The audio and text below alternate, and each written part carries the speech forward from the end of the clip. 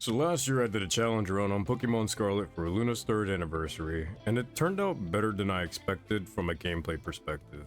However, the video ended up kinda scuffed and there are a lot of errors, such as naming Pokemon wrong while doing the voiceover, and the video did get posted way later than I wanted it to.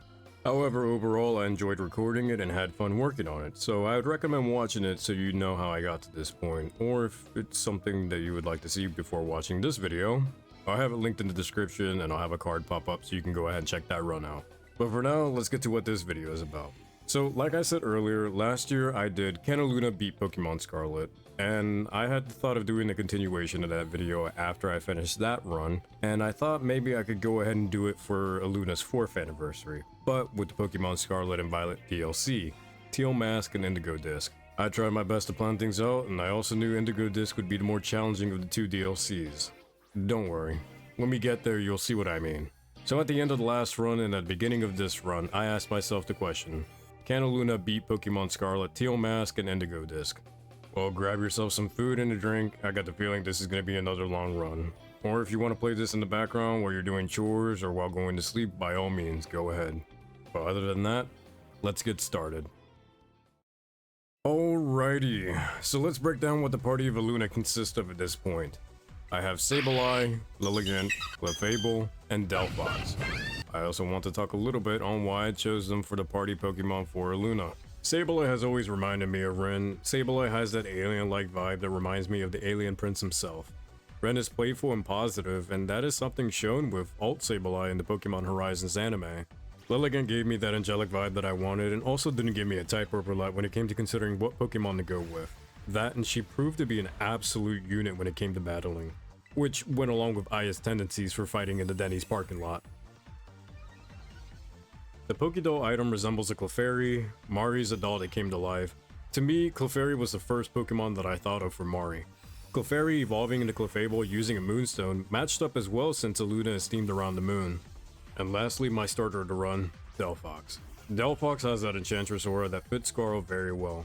So with me being a Scarling, it only made sense that I should start my run with my Oshi, Scarl Yonaguni.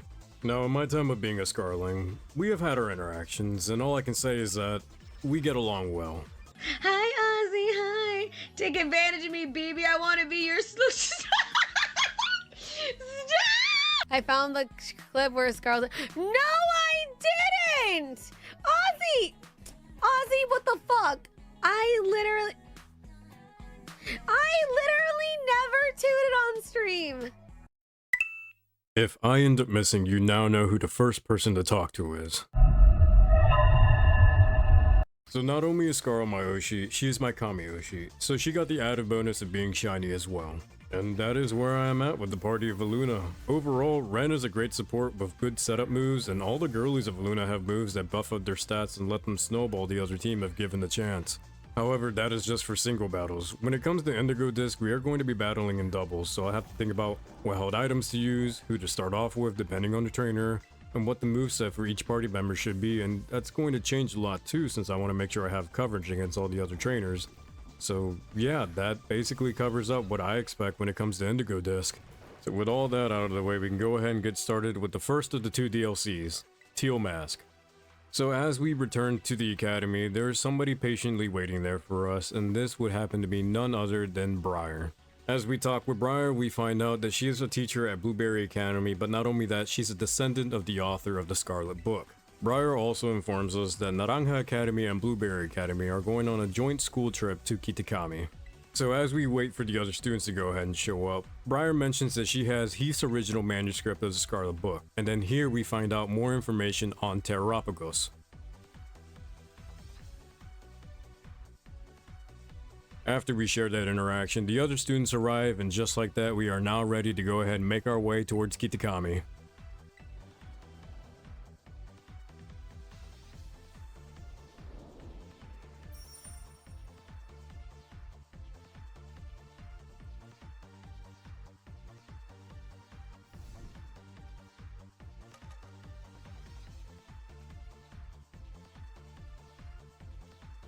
With us now in Kitakami, we are now able to go ahead and explore and start our journey to see if Iluna can go ahead and beat Teal Mask.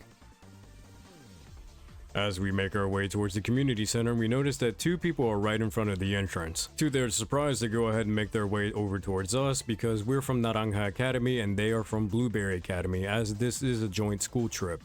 We come to find out that these Blueberry Academy students are Kieran and Carmine, and they are both from Kitakami. Not soon after, we find out that Carmine isn't too keen on having outsiders into her hometown. She insists that if we want to go ahead and continue our expedition, that we will have to go ahead and battle her first. And just like that, we're gonna go ahead and have our very first battle in Kitakami with Iluna.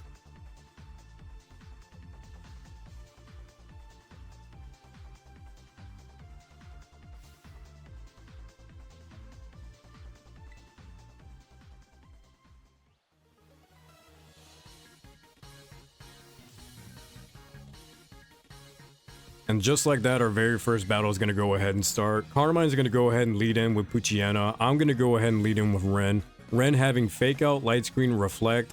Ren's going to go ahead and take advantage of his Prankster ability, and he's going to have priority when it comes to setting up screens. So here, Ren's going to go ahead and go for a Fake Out, and that's going to make Poochyena flinch, which means that Poochyena won't be able to go ahead and attack this turn. And then the very next thing I do is go ahead and set up Reflect, so that way I'm more resistant when it comes to physical attacks. Poochyena's gonna go ahead and go for a crunch. It's not gonna do a whole lot of damage, but you also have to keep in mind that Poochyena is not a fully evolved Pokemon. Now with Poochyena being a dark type, here I want to go ahead and take advantage of its weakness, and I'm gonna go ahead and send in Mari since she's a fairy type. So as we go into Mari, Poochyena's gonna go ahead and land a crunch. Mari's gonna go ahead and eat that because she's very defensive. She's a very tanky mon, but she's also holding the leftover items, which means she's gonna go ahead and recover health every turn.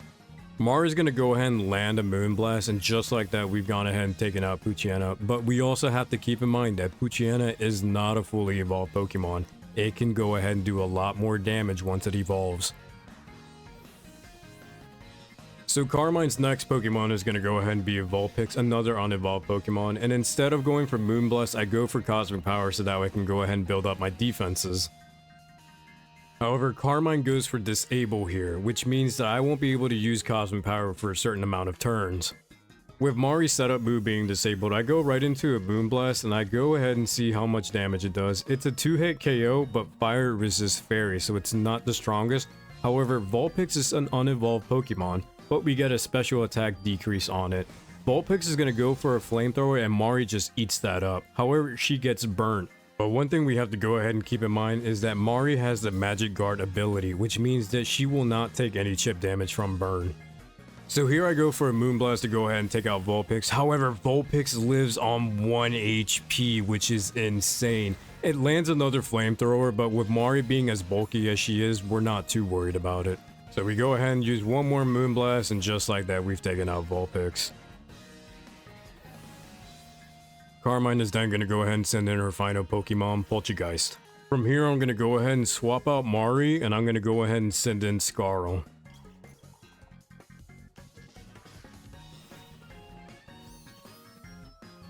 We soon find out that this is a bad swap in because Scarl's going to go ahead and land right into a super effective Shadow Ball. Poltergeist is not a fully evolved Pokemon, so it's not going to do a whole lot, but it does a very decent amount of damage. However, on the very next turn, Scarl was able to land a super effective Heat Wave, and just like that, we've defeated Carmine.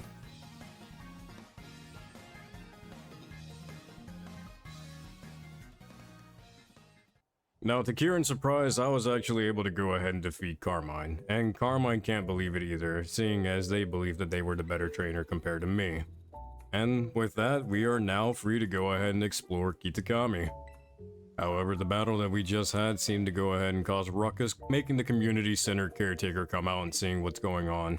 Notices that it's Carmine and Kieran and chases them off. He talks to us and hopes that Carmine and Kieran weren't an issue, and he also lets us know that Carmine has always been a handful.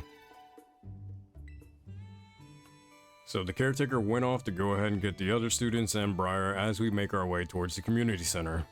Here he also goes ahead and lets us know that this is where we're going to be staying while we're here in Kitakami. After we make our way inside the community center, we go ahead and rest up and call it a night and get ready for the next day. Briar now goes ahead and properly introduces us to the two students that she brought over from Blueberry Academy. The caretaker then explains that he had an exercise on orienteering in order for the two schools to get used to each other. He then asks that we go ahead and pair up and look for 3 signboards located all around Kitakami, and there we'll go ahead and find out the old folk tale that's been passed down in Kitakami. He also goes ahead and lets us know in order for the pair to prove that they went ahead and completed the task that we would have to go ahead and take a photo in front of each signboard. We go up to Carmine and Kieran to go ahead and see if we can go ahead and pair up with one of them. We also find out that Kieran was impressed and could not stop talking about us since our battle with Carmine. Carmine then lets us know that Kieran is very shy and embarrassed, but he would love to go ahead and have a battle with us. We agree to the battle and Kieran seems to be really happy about it. Carmine tells us to go ahead and get in our positions and makes room so that way the two of us can go ahead and have our battle.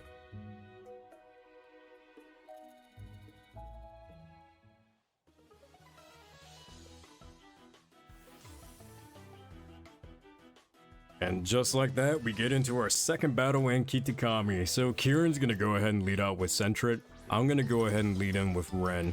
And Ren is gonna go ahead and do what Ren does best, fake out and set up screens. So this is gonna be somewhat of an easy battle because Kieran's only got 2 Pokemon. Centret has the ability Frisk, so it's gonna find our Light Clay. Ren goes for fake out, Centret flinches, and then on the very next turn I have Ren set up Reflect. Centret goes for Dig, and because it's a 2-turn move, I decide to go ahead and capitalize on that. I go ahead and swap out Ren and swap into Aya. Since Aya's grass type, she's going to resist it since Dig is a ground type move. Dig is going to go ahead and hit us, but because Aya resisted and we have Reflect up, it doesn't do a whole lot. Aya then uses Encore, which means Centret has no other choice but to go for another Dig. So Encore is a move that lets the other Pokemon hit with Encore only do the move that it used last turn for a certain amount of turns. Here I go ahead and take advantage of it because Dig is a 2-turn move. Aya can go ahead and have that free turn to go ahead and set up a Quiver Dance. Dig is going to go ahead and land, it's not very effective, and then we go ahead and take out the remaining of Centret's health with the Giga Drain.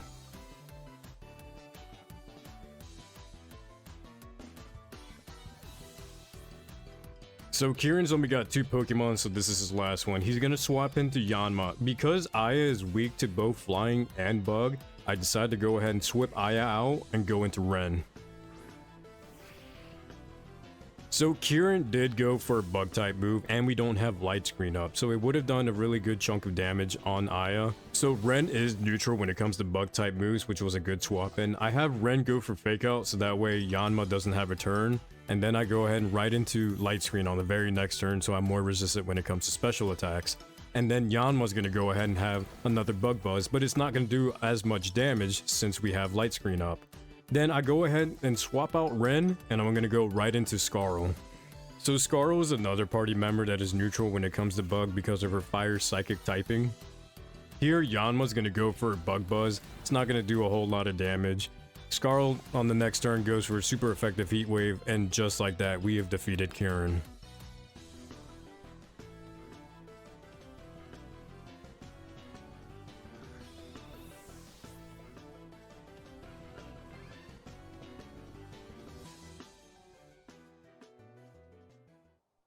After that so exciting battle, Briar, Carmine, they all come talking to us, letting us know that there's nothing better than a friendly battle. Kieran seems to be really happy and impressed with how strong I am, and then Carmine also goes ahead and lets us know that Kieran is just as strong as Carmine. Carmine then brings up that we should probably pair up with Kieran when it comes to orienteering and getting all the photos of the signboards. After Carmine goes ahead and pairs up with somebody else, Kieran brings up that we should go ahead and head towards Loyalty Plaza. It's the closest one, and not only that, because there's a story to it, we should probably go ahead and visit them in order. Once we make our way towards Loyalty Plaza, we can go ahead and check out the first signboard. The signboard then tells us a story of how there was an ogre that lived up in the mountains, and then it came down from the mountains and attacked the Loyal 3.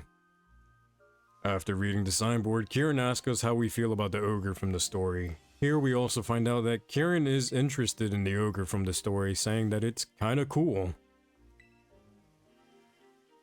Kieran then tells us that when he was little, he used to go up to the mountain at night, but he never met that ogre from the story. We go ahead and take a photo of the first signboard, and that's 1 out of 3. We see how sweet and innocent Kieran is at this moment. He didn't want to come to the school trip, but he's actually starting to enjoy it now. He gets to go ahead and be outside in his hometown. Here he wants to go ahead and have a picnic, and then Koraidon pops up because he said sandwich. Kieran then lets us know that the other signboard is at Kitakami Hall, which is on the other side of town. Once we reach Kitakami Hall, we can go ahead and see the second signboard and we can begin to read it. From reading the signboard, we find out that the ogre possessed multiple masks, and depending on the mask, it would go ahead and change its type. We also come to find out that the Loyal 3 went ahead and got rid of the masks from the ogre before they fell. Kieran then lets us know that the masks that were stolen from the ogre are still here and they're in Kitakami Hall. Kieran then tells us that everyone in town is scared of the ogre, but Kieran really likes it. It's very powerful and cool, and he doesn't understand why no one else likes it. Kieran then tells us that he wants to be just as cool as the ogre from the story, and that his sister takes care of everything for him, even at school. We go ahead and snap a photo of the second signboard, and that's 2 out of 3. While discussing the third signboard, Kieran tells us that the ogre lived on Oni Mountain, which is not too far from Kitakami Hall. He then asks us if we want to go ahead and check out Dreaded Den, which is where the ogre lives. Once we make our way up the mountain, we make our way towards Dreaded Den, and we see Kieran already waiting there for us. So Kieran has been here a lot, but he's never seen an ogre, so he's wondering maybe if it heard a battle, it would show up. So since the last battle Kieran had with me, he says that he's gotten stronger and he wants to go ahead and see how strong he's gotten. So after we agree to it, we go ahead and get onto our positions and get ready for our next battle with Kieran.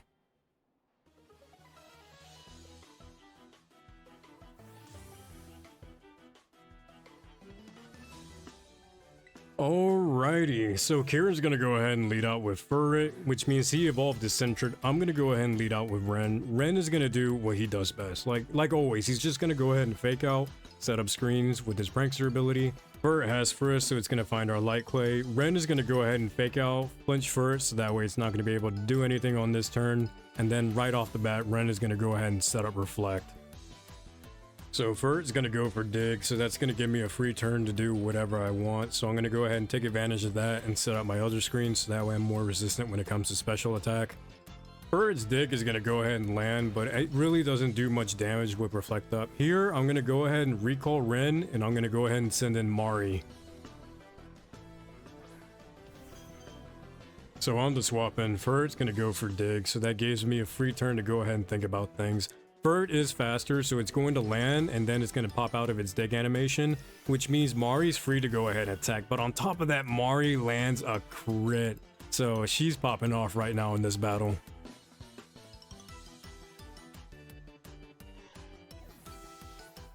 So Kieran has 3 Pokemon, not 2 in this battle. He's going to go right into Poliwhirl. Poliwhirl's going to go ahead and land a Liquidation. Mari tanks that very well. I go to Moonblast to go ahead and see if that deals enough damage. It looks like a solid 2-hit KO.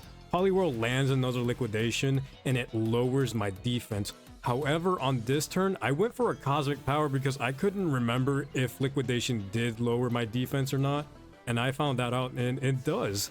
So it goes for another Liquidation. Mari tanks that very well. I go into Moonblast, and believe it or not, another crit, which is crazy. The disrespectful crit from Mari. Kieran's final Pokemon is going to be a Yanma, and we can see here that compared to his whole team, Mari's very slow. Yanma's going to go ahead and land an Air Cutter. Mari goes for Moonblast, and it almost takes it out. Yanma's going to go for a Quick Attack on the next turn, and then Mari's going to go ahead and finish it off with another Moonblast, and just like that, we defeated Kieran.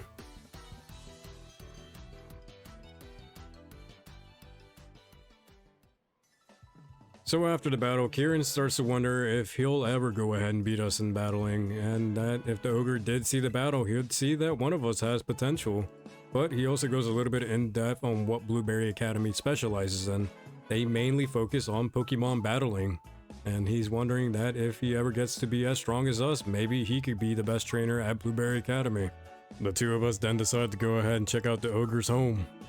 Kieran then brings up that the ogre's been living up in the mountain by itself, and its home doesn't even have that much room. Here you can just see how sweet this kid is. He just wants to go ahead and make sure that the ogre has plenty of room and is not by itself. As we make our way out of the ogre's home, it's already turned sunset and we'll have to wait till the next day in order to get to the third signboard. But not only that, tonight is the first night of the Festival of Masks in Kitakami. Kieran then asks if we'd like to go to the festival with him. I reply with I would like to, and we'll go together to the festival, but we just gotta stop at his house first. As we make our way towards Kieran's house, we go ahead and meet his grandfather. Kieran's grandfather then asks us if we would happen to be his friend, reply with I sure am, and Kieran seems to be all happy hearing that we're friends. Kieran's grandmother then appears and lets us know that she's gonna go ahead and put us all in a jinbei for the festival.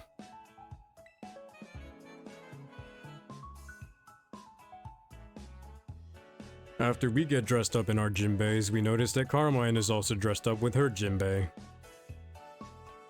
Carmine then notes that she couldn't find her mask, and her grandmother lets us know that she put all the masks in the shed after last year's festival. Carmine then runs to the shed so that way she can get a mask first, with Kieran following after. Once we make our way to the shed, we find out that they found them, but they are looking for another one. Carmine then says that all she found were 2 masks and that there is nothing else that she can do about it. However, in exchange of a mask, she said that she can go ahead and give us a battle, festival style.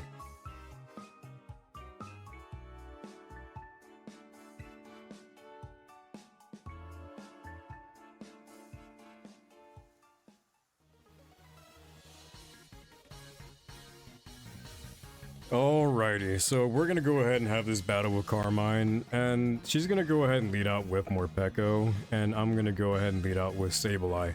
So, Ren's gonna go ahead do Ren things. You guys probably already know that any chance that Ren is on the field, he's gonna go fake out, set up screens.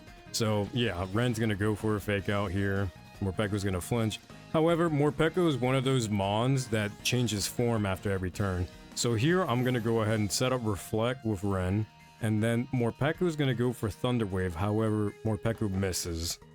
So Morpeko has a move that's going to go ahead and change either Electric or Dark type, depending on which form it's in, and it's Aura Wheel. However, not only that, it's going to go ahead and get a speed boost. So I go for Knockoff with Ren here. It's not very effective, but it does a lot more damage because they're holding an item. Morpeko's going to go for a Thunder Wave here, and it lands. So with Ren being paralyzed, there's going to be a chance to where he's not going to be able to make a move on a turn. So I go for Knockoff again with Ren, and it doesn't take Morpeko out. Here, I go ahead and decide I'm going to go ahead and swap out Ren and switch in with Mari. So when Mari comes in, she's going to go ahead and get hit by Aura Wheel, but she tanks that very well, but Morpeko's going to get another speed boost. But Morpeko's already more faster than Mari. But Mari still has leftovers, so she's going to heal that back up. So Morpeko's going to go for Aura Wheel. It's not very effective because it's in its hangry form, so it's going to be Dark type. And all it's really going to take is one more move to go ahead and take it out, and I go right into Moonblast with Mari.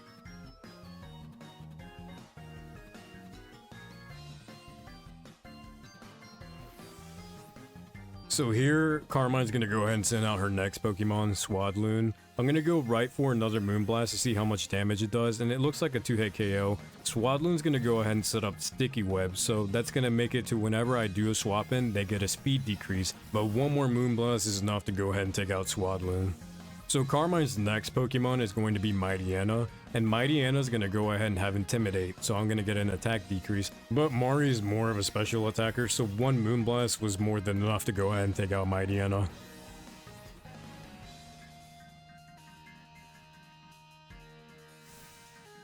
So Carmine's next Pokemon is her final Pokemon, Sinistcha, so this is where things get interesting. So I'm going to go ahead and switch out Mari, and I'm going to go ahead and send in Aya.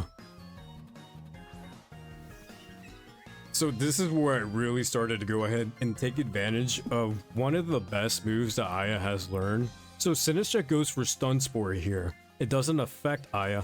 Aya's gonna go for Encore, and like I said, in the first battle with Carmine, if you do Encore, you're stuck with doing that move for a couple of turns. So because it went for Stun Spore and it doesn't affect Aya, I have pretty good amount of time to go ahead and set Aya up. So all I'm gonna do is I'm gonna go ahead and keep Encoring. It's gonna keep going for Stun Spore, but it doesn't affect Aya, so I'm able to set up a lot of quiver dances. So whenever Encore is over, I'm able to go for another Encore. So Sinistra has to keep doing that exact same move, and it stun Spore. So it's really insane, and Aya's just bulking up. Once Encore ends the second time, I go right into a pedal dance, and it's gonna be more than enough to go ahead and take out Sinistra. And just like that, we've defeated Carmine.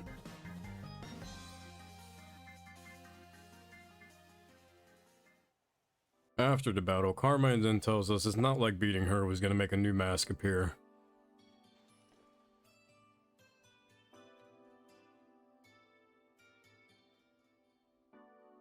Kieran then tells us that even though his sister seems kinda harsh, she's not all bad. Turns out she was looking for another mask just for us. We make our way towards Kitakami Hall, and here we enjoy the Festival of Masks. Carmine tells us that the Festival of Masks is held in honor of the Loyal Three. We get to go and enjoy the festivities by having some candy apples, and by playing games such as Ogre Ousting. However, by playing Ogre Ousting, we went ahead and beat Carmine's score.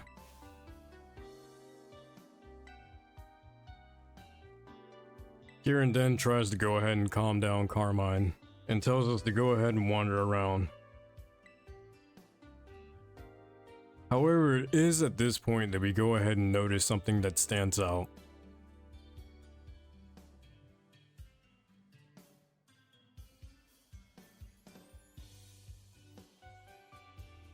We make our way to what we saw, and then we come face to face with it.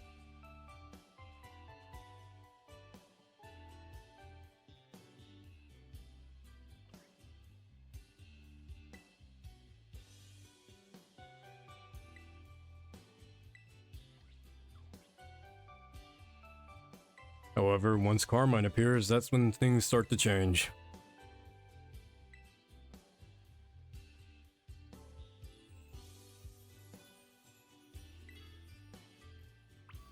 After the mysterious kid runs away, we make our way towards it.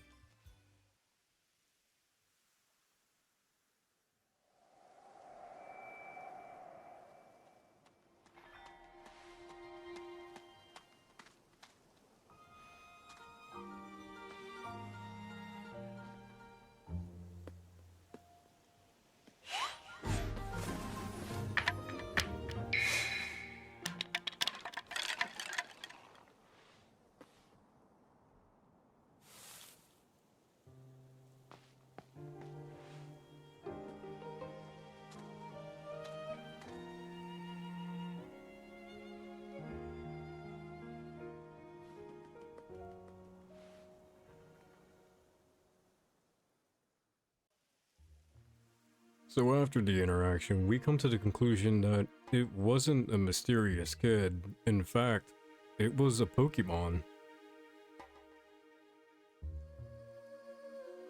In fact, not just any Pokemon, but the ogre from the folktale. Kieran then goes ahead and looks for us and finds us, and he's wondering what we're doing here. However, by the time I went ahead and said something, Carmine goes ahead and just tells me to be quiet on it.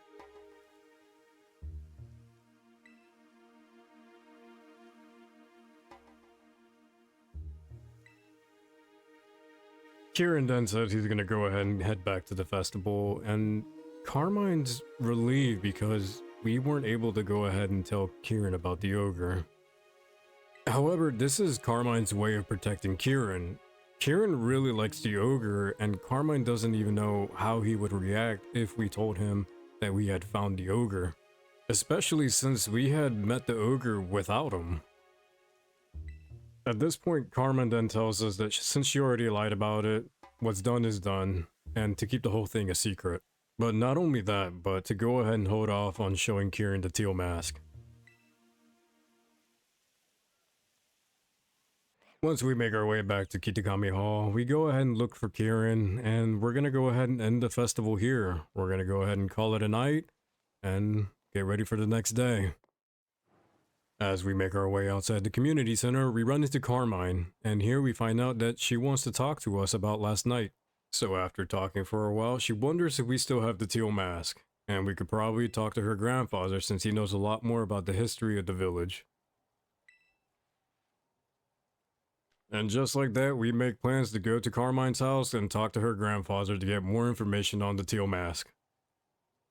So as we reach Carmine's house, we're able to go ahead and talk to her grandfather. However, Kieran makes an appearance and Carmine doesn't want Kieran around. Kieran then asks if we want to go ahead and find that last signboard. However, Carmine is very serious about this whole situation, doesn't want Kieran around, and yells at him.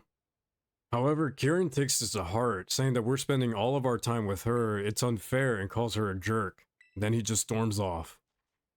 With Kieran gone, we're able to go ahead and show their grandfather the Teal mask, and he immediately recognizes it. Their grandfather then says that he didn't expect the ogre would still be gracing the festival with its presence. However, this goes completely against the folktale that they have been told. The ogre was the one that attacked the village, so why would it be gracing the festival with its presence?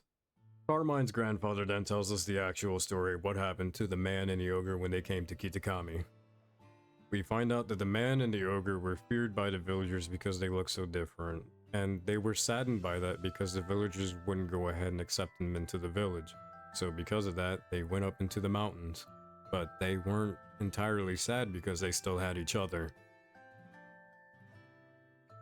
However, there was one villager who pitied the man and the ogre, and because the festival was coming up, he decided to go ahead and make the man and the ogre several masks. When the man and the ogre started wearing the masks, they were able to go ahead and come into the village and not be feared by any of the villagers, and because of that, they became the talk of the town whenever the festival came in because their masks were so beautiful. So because tales of the mask traveled far away, greedy Pokemon came in and they wanted to go ahead and steal those masks, that being the Loyal 3. They found out where the man and the ogre lived, and they decided to go ahead and steal the mask right from them.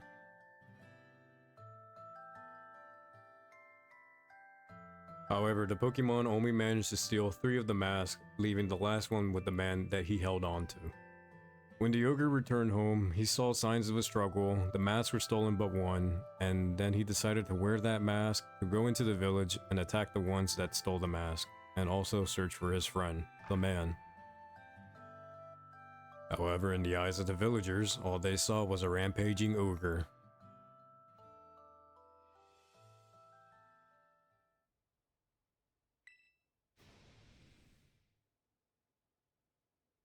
We then find out that Carmine's family are the descendants of the mask maker, and in order to go ahead and protect them, they decided to just go ahead and pass the story by mouth and not go ahead and tell the rest of the villagers.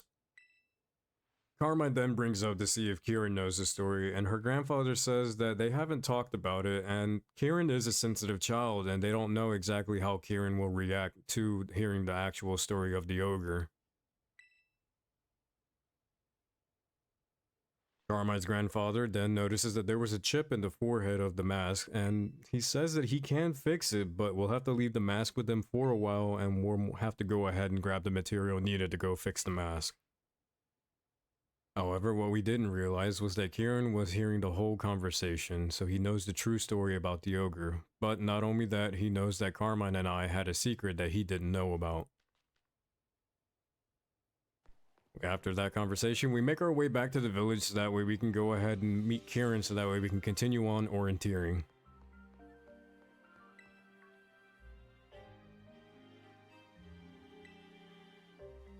Kieran then brings up to figure out exactly what me and Carmine were talking about, and we tell him not too much simply due to the fact that we had to go ahead and keep it a secret from Kieran. However, Kieran does feel betrayed because we were keeping a secret from him and he knew that we were hiding something. Kieran then tells us the last location of the sign, which is in the Paradise Barrens, which is on the other side of the mountain, and that we can go ahead and make our way over there and he'll catch up.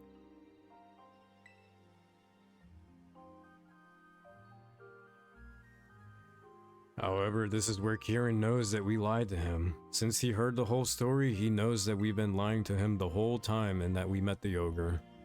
We make our way towards the last sign and then we meet up with Kieran.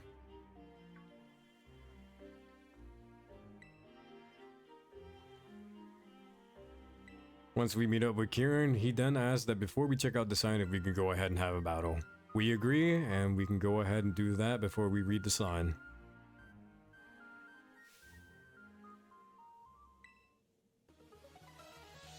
Alright, so when it comes down to this Kieran battle, I don't really think it's anything too special just yet. He's got a little bit more better, but at the same time, it's nothing that Iluna can't handle. So he's going to start out with Yanma. I, of course, I'm going to go ahead and start out with Ren. Ren's going to do exactly what Ren needs to do, so I'm going to go for Fake Out so I can get the flinch. Yama's not going to be able to go ahead and make a move this turn. I go ahead and set up light screens so that way I can, you know, be a little bit more resistant when it comes to special attacks. Yama does go for Bug Buzz, which is a special attack, and it's neutral on Ren, so it's not going to go ahead and do too much. I go ahead and call Ren back, and I'm going to go ahead and send in Mari. Now that Mari's gone ahead and taken the field, Yanma's going to go for another Bug Buzz, but because of how bulky Mari is, it's not going to go ahead and do too much. Mari's still holding on to leftovers, so she's going to be able to heal all that back up. Mari's then going to go ahead and be slower than Yanma. It goes for Air Cutter and it lands a crit. Mari goes for Moonblast and it does just enough damage to almost OHKO it, which is kind of crazy that they didn't take it out. Mari's going to go ahead and heal over from leftovers here. Yanma's going to go for another Air Cutter, and there you can just see how bulky Mari is. Mari's such a tank. And then one more Moonblast is more than enough to go ahead and take out Yanma. So Kieran's going to go ahead and send out his next Pokemon, which is Furt. Furt, as we know, is a lot more faster than most of the party members of Iluna. It has Frisk, so it knows our item. It goes for Super Fang, but it misses. Super Fang will go ahead and take half the current HP of the target. I go for Moonblast, and it goes ahead and does a really good chunk of health. It takes it down to more than half health here. Mari's going to heal over for leftovers. I'm going to go ahead and recall Mari, and I'm going to go back into Ren. So because Ren is part Ghost type, I knew Super Fang wouldn't go ahead and touch it. It goes for Tidy Up, so it's going to go ahead and increase its attack, and it's also going to go ahead and increase its speed, so it's going to be a lot more faster. With Ren now here, I'm able to go ahead and go for a Fake Out because this is Ren's first turn on the field. I go for a Light Screen, but it fails. I came in at the wrong turn. I thought Light Screen would have been over on that turn, however, it didn't. It didn't go ahead and finish until the very next turn. Furt's going to go ahead and go for another Tidy Up, which is going to increase attack and speed. Here you see Light Screen goes out. I'm going to go for Reflect just in case I get hit with a physical move. And then Furt's going to go for another Tidy Up. From what it looks like, Kieran's going for a full sweep here. Like he wants to go ahead take out the whole party of Iluna. So Furt's right now getting ready for a sweep. It's already faster than Ren here, but that's because Ren is a slower Mon, and I went for an attacking move this turn. So I go for a knockoff so that way I can go ahead and take out the remaining of Furret's HP, and it was just enough, and like that we've taken out Furret. So Kieran's next Pokemon is going to go ahead and be Poliwrath. So Poliwrath is a kind of difficult mon because it does hit hard. I go for a Light Screen here just in the case that I get hit by a special move, and it goes for Hydro Pump, which is very powerful. However, it misses, so I'm able to go ahead and swap out Ren, and I'm going to go switch into Aya.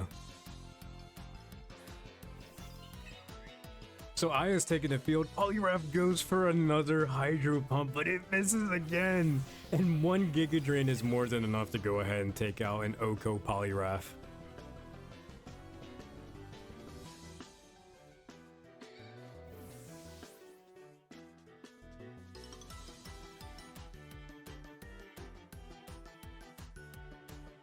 So Kieran's going to go ahead and send out his final Pokemon, which is Dipplin. Dipplin's ability is going to go ahead and make it to where our evasiveness goes down, so Aya's going to be hit a lot more frequently. I go ahead and swap out Aya, and I'm going to go ahead and send in Mari.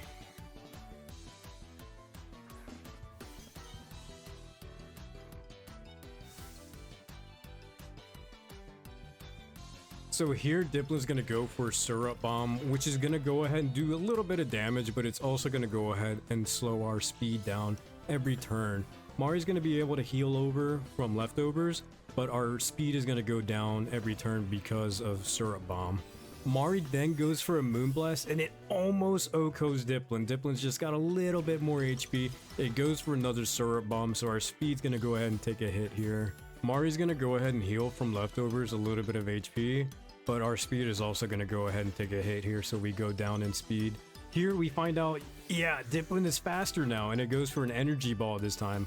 However, I go for Moonblast one more time, and that was enough to go ahead and finish off Dipplin. And a crit on top of that. Mario's just landing these crits out of nowhere, man. I love it.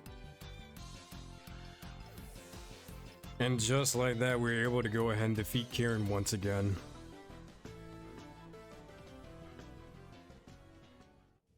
After defeating Kieran, we see that he's taken this loss pretty hard. But after the battle, we both go ahead and take a look at the sign. The sign basically reads that if we go out at night, to just go ahead and cover our faces with a mask, just in the case that we see the ogre.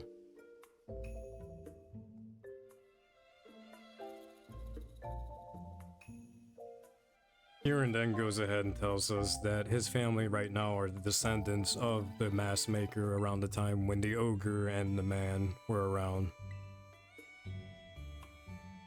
Kieran then brings up the fact that his grandfather can even make masks. He also brings up the fact that he doesn't like what they wrote on the sign, and it treats the ogre as some sort of scary monster, but in reality it just might be a lonely monster. And after that little talk, we can go ahead and take the last photo of orienteering.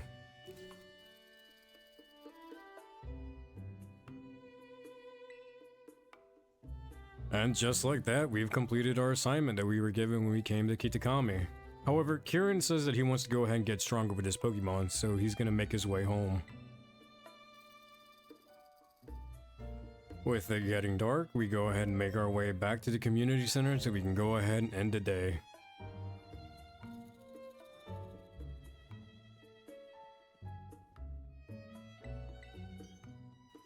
Into the next morning, we make our way towards Carmine's house so that way we can go ahead and figure out the status of the mask.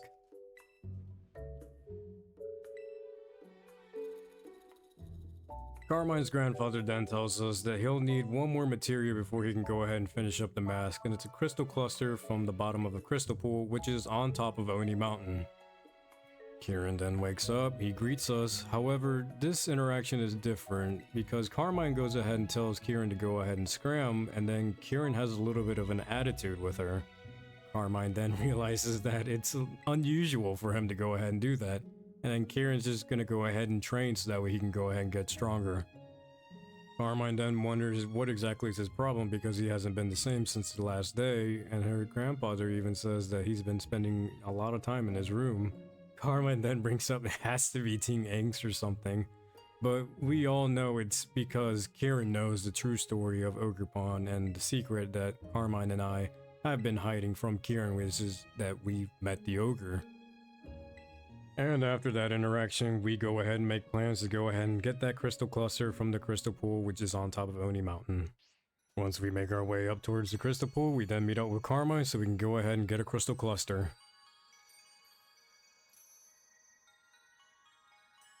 So while admiring the crystal pool, Carmine then brings up an interesting of a little lore bit that you can go ahead and see people that have passed away at the crystal pool.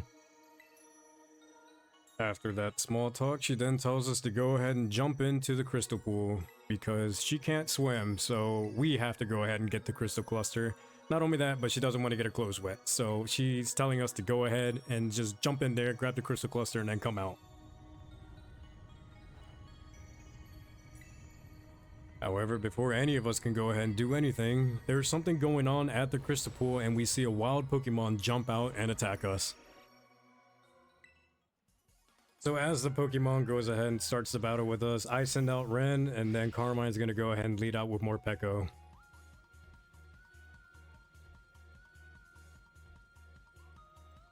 So on the very first turn, I'm gonna have Ren go for a fake out so it flinches my Lodic, and then Morpeko's gonna go for an Aura Wheel.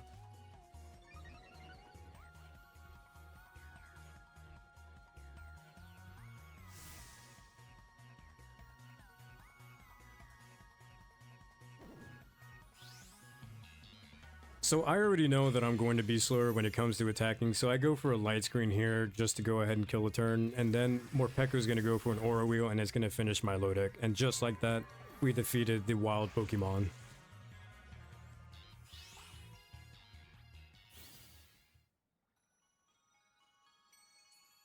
After the battle, Carmine then tells us that Pokemon like Milotic have been showing up every once in a while, and that we're pretty handy when it comes to a battle. But after that interaction, we realize that there is a crystal cluster right where we defeated the Milotic.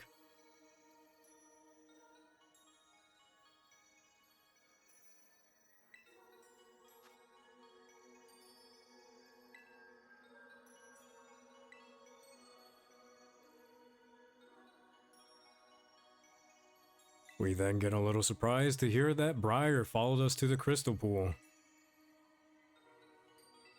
Carmine then brings up that because this is somewhat of a sacred place, she's not a fan of outsiders just wandering up to the crystal pool, and then Briar replies that she got permission from the caretaker.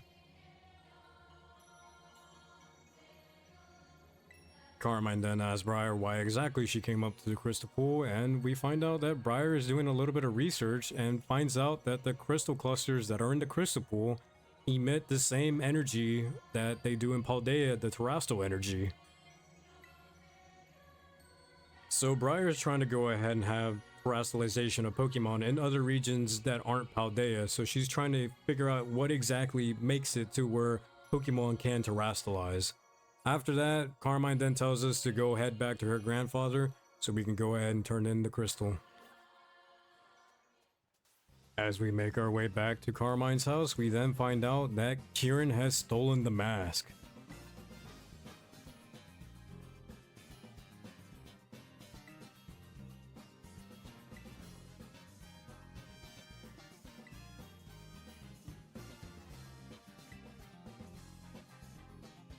Carmine instantly puts the blame on us, saying that we went ahead and told Kieran all about the ogre.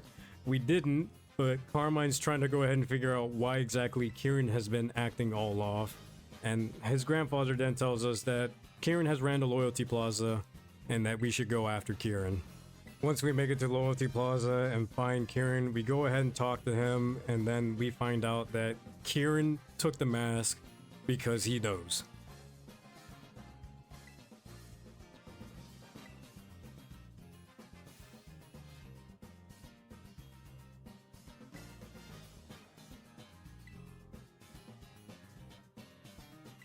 Kieran starts to get really upset because we treated him the same way that the villagers treated the ogre. We didn't tell Kieran anything.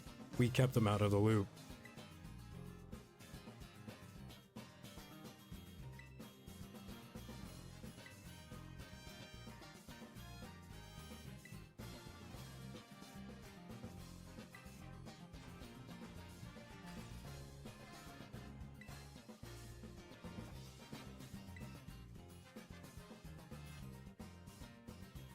Out of pure frustration out of everything that's happened to him, Kieran then tells us to go ahead and battle him. And if we battle him and we win, we get the mask.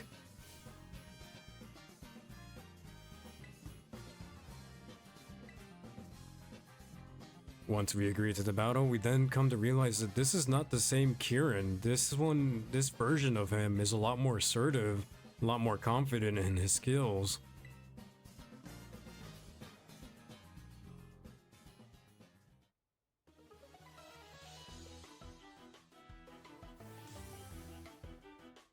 Okay, so we're gonna go ahead and get this Kieran battle started with. So here we see that he now has a Yanmega. So his Yanma finally evolved, which is great because Yanmega is kind of a threat. So it's good to see that Kieran's went ahead and upped his team. So I'm gonna have Ren start out, and he's gonna go for a fake out flinch Yanmega so that way it doesn't get a turn. Then I'm gonna go for a light screen because now that it has evolved, it's gonna hit a little bit harder. So it goes for a bug buzz. It doesn't do a whole lot, but that's because light screen is up. So I go for an attacking move here. It goes for a bug buzz, and then I'm gonna have Ren go for power gem. So power gem does a very good amount of damage. It's not enough to OHKO it, but it's the only super effective move that I have that's on Ren at the moment. So it being 4 times weak to rock didn't go ahead and OHKO it. So it's going to go for another bug buzz, but it's bad because it dropped my special defense. I'm going to have Ren go for 1 more power gem, and that's going to be enough to take out Yanmega. So the next Pokemon that Kieran's going to go ahead and send out is Poliwrath. So this is going to be pretty scary. So I go ahead and swap out Ren, and I'm going to go ahead and send in Mari. So with Mari now being on the field, she should be able to go ahead and resist any fighting type moves. Kieran's gonna go for a Hydro Pump and it misses, so thank goodness I didn't get hit by that. Poliwrath's then gonna go for a Brick Break, which means my light screen is now broken. So that's pretty bad on my case. I go for a Moonblast, it's not enough to go ahead and take out Poliwrath. Mari's still holding leftovers, so she's gonna heal up a little bit every turn. Kieran is then gonna go ahead and have Poliwrath land a Hydro Pump. It doesn't do enough damage. That just goes to show that Mari is tanky even without light screen. And then one more Moonblast from Mari is enough to go ahead and take out Poliwrath. So Kieran's next Pokemon is going to be Cramorant. This is a new addition to his team. So it's gonna go for Thrash. Thrash is a move that goes ahead and confuses the user after a couple turns. I go for Moonblast with Mari to go ahead and see what the damage is like. It does a decent amount of damage, you know, I'm not too upset with it, I'm not also very happy with it. It goes for another Thrash, and on this turn it's gonna go ahead and confuse itself. So I'm gonna go ahead and heal up Mari with Moonlight to go ahead and recover her just in case I need her on the team.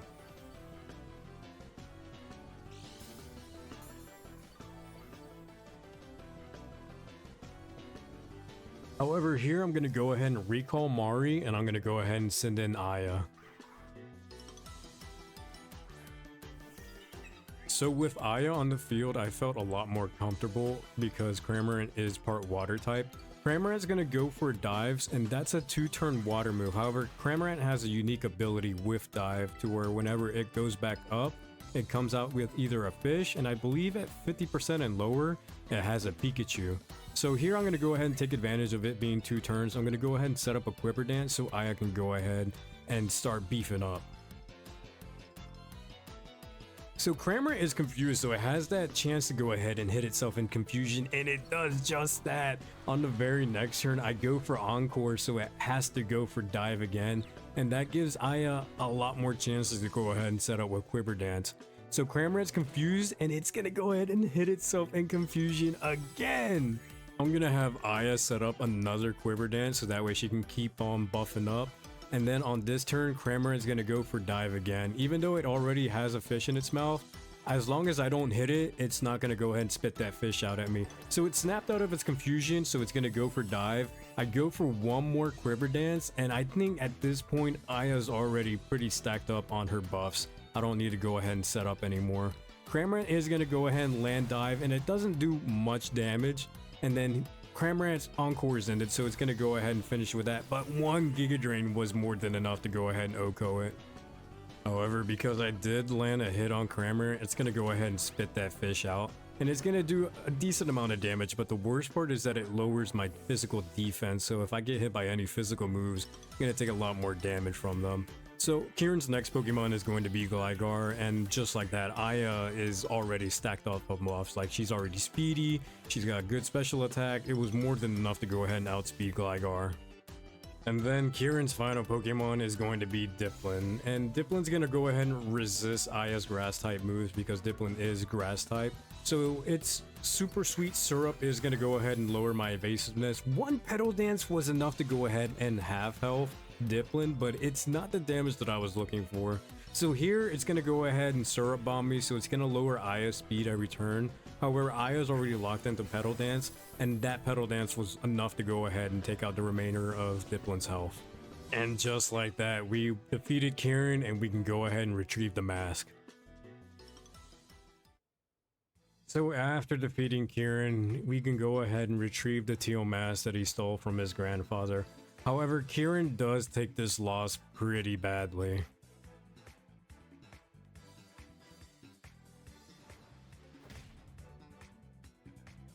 After Kieran's let out his frustration, he hands us the Teal mask. He then goes ahead and tells us to go ahead and say hi from him to the ogre, and then he runs off.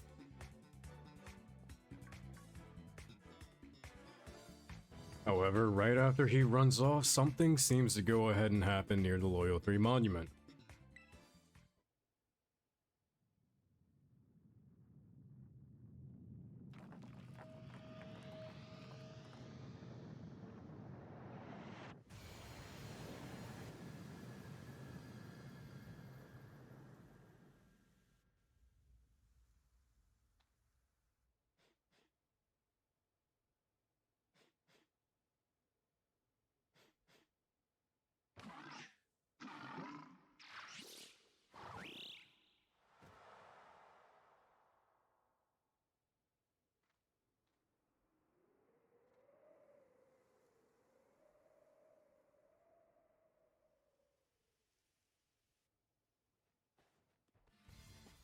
So after Kieran had that moment with the monument where he went ahead and hit it, somehow it brings the Loyal 3 back to life.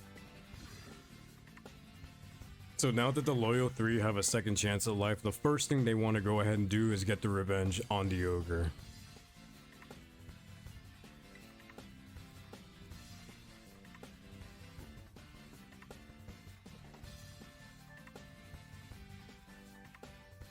We make our way back to Kitakami Hall, and then here we find out that everybody from the village went ahead and praised that the Loyal 3 were back. But not only that, they went ahead and turned in the masks that were in the shrine to the Loyal 3.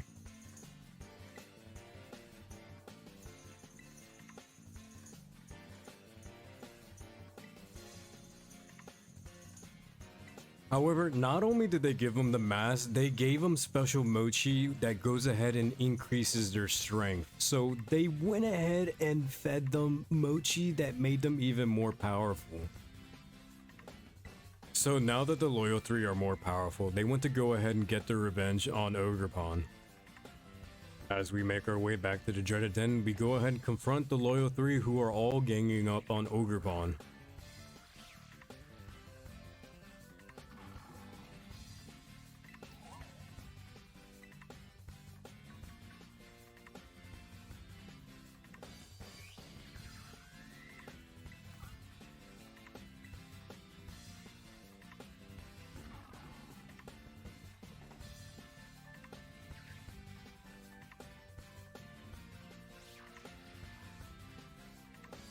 It is at this point that Monkey Dory goes ahead and initiates a battle with us.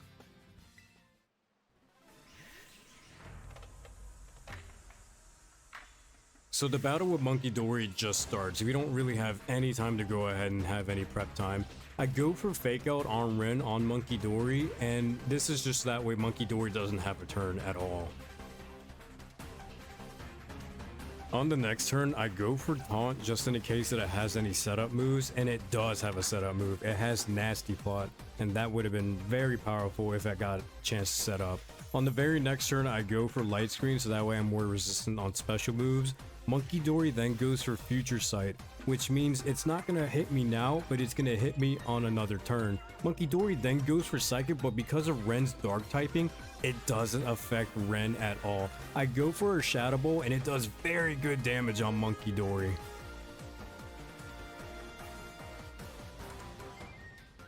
So on this turn, Monkey Dory is going to go ahead and shake off the taunt. So I go ahead and set the taunt up again on the next turn. Monkey Dory then tries Nasty Plot again. So it goes for a setup move.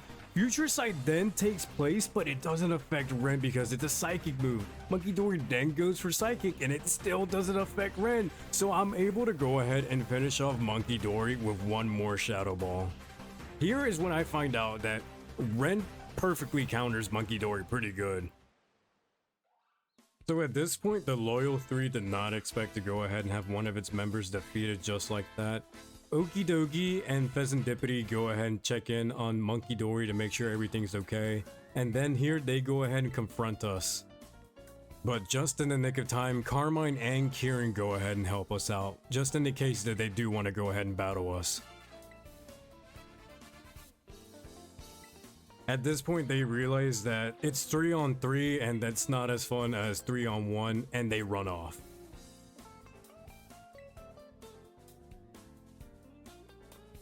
Kieran then starts feeling some guilt for stealing the mask, and he tells us it was all because he was angry and that he didn't like the fact that we were keeping the secret from him.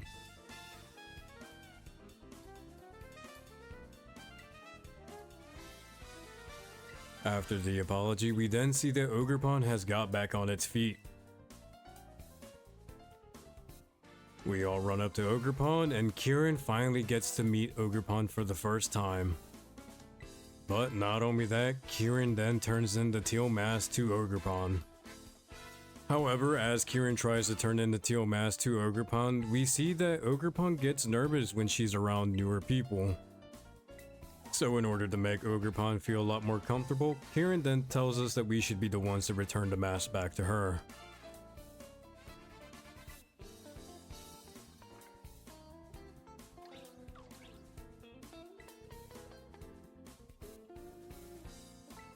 Carmine then says that Ogerpon seems to be pretty comfortable around us, and we see a little bit of disappointment coming from Kieran. Carmine then says that it would be nice if we could go ahead and return the masks that were stolen from Ogerpon back to her. And then after that, we start to go ahead and discuss exactly how we can do that. Once we can pinpoint the location of where the Loyal 3 went off to, we can go ahead and confront the first of the Loyal 3, Monkey Dory, once again.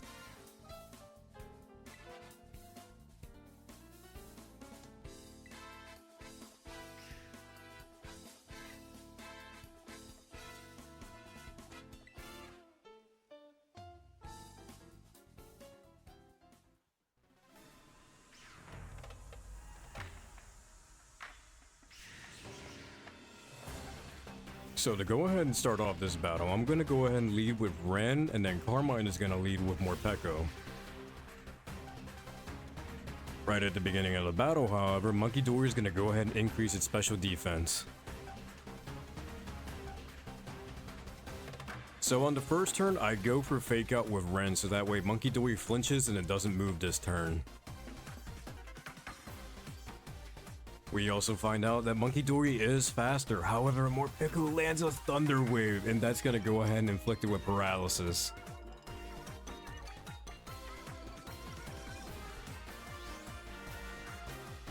On the next turn, I go for a Light Screen, so that way if we get hit by any special attacks, we are a little bit more resistant. And then Morpeko is going to land an Aura Wheel, and because it's in its Hangry form, it's a Dark type move this time. Because Morpeko used Aura Wheel, it's going to go ahead and get an increase in its speed, and Monkey Dory gets paralyzed, so it doesn't even get a chance to attack this turn. On the next turn, I go for a Taunt just in the case that Monkey Dory tries to use a setup move. Morpeko is then going to go ahead and use Lash Out, and look at that damage. Morpeko is definitely putting in that work right now, and Monkey Dory did try to use Nasty Plot, but because Taunt is there, it couldn't use it. On the next turn, Morpeko is going to go for an Aura Wheel, and because it's in its Hangry form, it's a Dark type move. Monkey Dory is then going to go for a Shadow Ball, but Rin resists that, and we have Light Screen up, so it's not going to do too much damage. However, I do also go for a Shadow Ball, but because Monkey Dory's special defense is buffed, it's not going to do a lot of damage. On the next turn, Morpeko goes for a Lash Out, and we're getting closer. We're just chipping away at Monkey Dory's HP right now. Monkey Dory gets paralyzed, so it doesn't even get a chance to attack this turn. And then I have Ren go for another Shadow Ball just to go ahead and chip away at its health. This turn, however, Monkey Dory does shake off the Taunt, so the very next turn I have to go ahead and use Taunt, so that way if it tries to use a setup move, it won't be able to. Morpeko is then going to use Aura Wheel, and we've been getting lucky with it using Aura Wheel in only its Hangry form. And then Monkey Dory does try to use Nasty Plot, but it can't because it's taunted. And on the last turn, Morpeko uses Lash Out, and that's going to go ahead and finish off Monkey Dory. When it came to that first fight with Monkey Dory, I figured out and I started cooking with Ren. I was just wondering, I was just like, you know what? I'm going to go ahead and use Ren here because Dark type really does seem to go ahead and counter Monkey Dory. With Monkey Dory defeated and it running off, we can go ahead and collect one of the masks that it dropped, and that's 1 out of 3 that we need to go ahead and grab so we can return it to Ogerpon.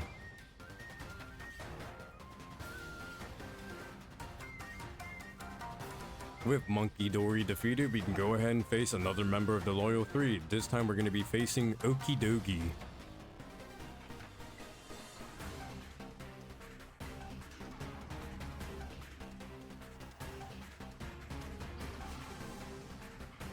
So in this battle, I'm going to go ahead and lead him with Ren, and Carmine's going to lead him with Morpeko.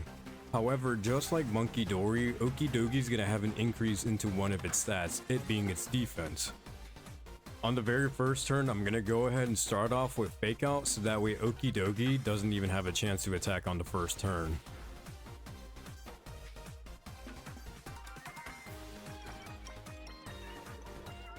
Morpeko is then going to go for an Aura Wheel, but it's not going to do too much damage because Aura Wheel is physical.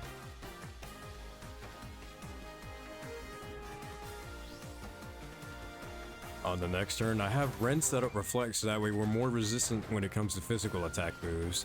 Morpeko's then gonna go for a Thunder Wave, however it misses. And then Okie Dokie is gonna go for a close combat on Morpeko. Morpeko is holding a Focus Sash, so it's gonna live at 1 HP even though it was taken down from an Oko move. And because Okie Dokie did use close combat, it's gonna take a debuff into its defense and special defense. But here we see the ability of the Loyal 3 called Toxic Chain. Toxic Chain basically lets them poison the target with any attacking move. Whether it be special or physical attack, it leaves a 30% chance to go ahead and badly poison the target when hit.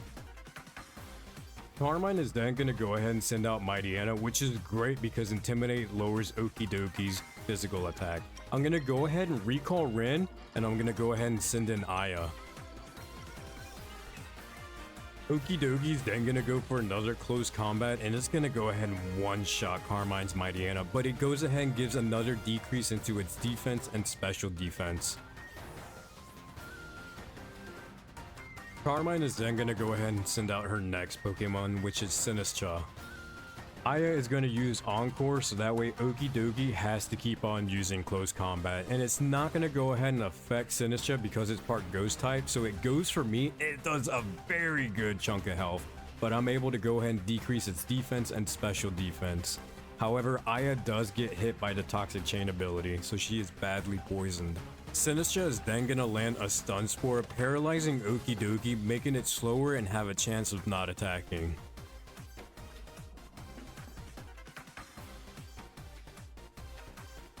Ogerpon sees that we are struggling, and it's going to go ahead and give a buff into our attack.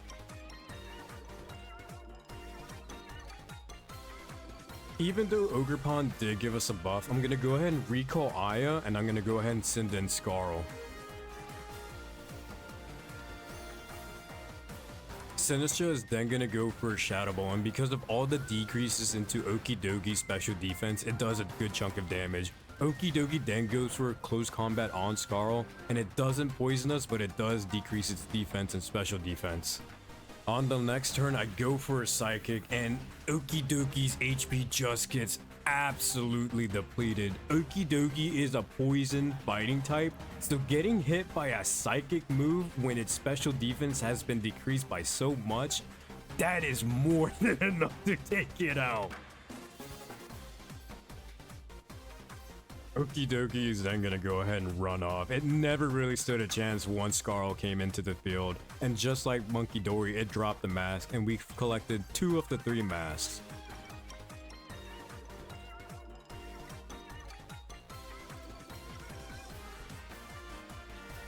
Once we are able to locate the last of the Loyal 3, Pheasantipity, we can go ahead and initiate a battle. I'm going to go ahead and start off with Ren, and then Carmine's going to go ahead and send out Morpeko. And then, just like the other 2 of the Loyal 3, Pheasantipity is going to go ahead and give an increase into one of its stats, this time being its speed.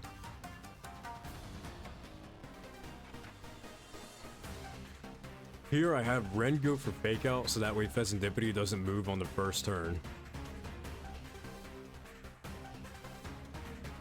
Here we find out that Pheasantipity does outspeed Morpeko. Morpeko goes for an Aura Wheel, however we also find out that Pheasantipity is not a flying type. On the next turn, I go ahead and have Ren set up Reflect just in the case that we get hit by any physical type moves.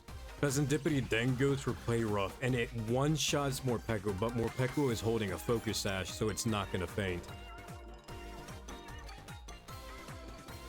Morpeko is then going to go for a Thunder Wave, which it lands, and it's going to paralyze Pheasantipity.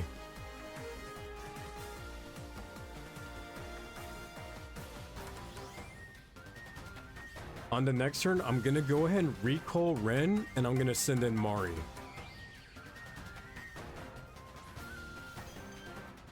Morpeko is then going to go ahead and land an Aura Wheel, giving an increase into its speed.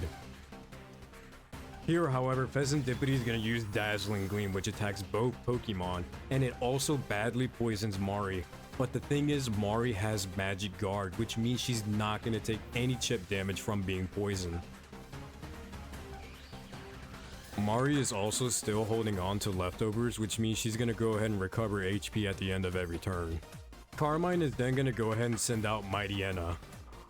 Mightyana's Intimidate is then also going to lower Pheasantipity's physical attack, and here I'm going to go ahead and terrestrialize Mari. However, she's not a fairy type, she is a steel type. I big brain cooked here. So Mari's not going to be affected at all by poison type, and she's going to resist fairy type moves. So she perfectly counters Pheasantipity. Pheasantipity goes for cross poison and it doesn't affect Mari. I go for Terra Blast here and it does a decent amount of damage to Pheasantipity. Not as much as I would like it to, but it's still super effective. Mightyena is then going to use Howl, which gives an increase into our attack stat.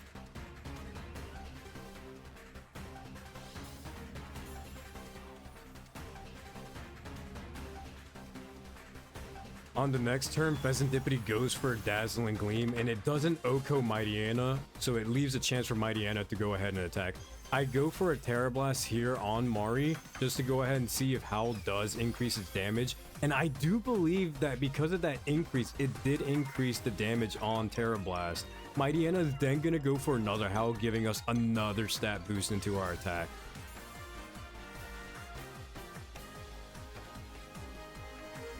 On the next turn, Pheasantipity breaks through Paralysis, landing a Dazzling Gleam, which takes out Mightyena.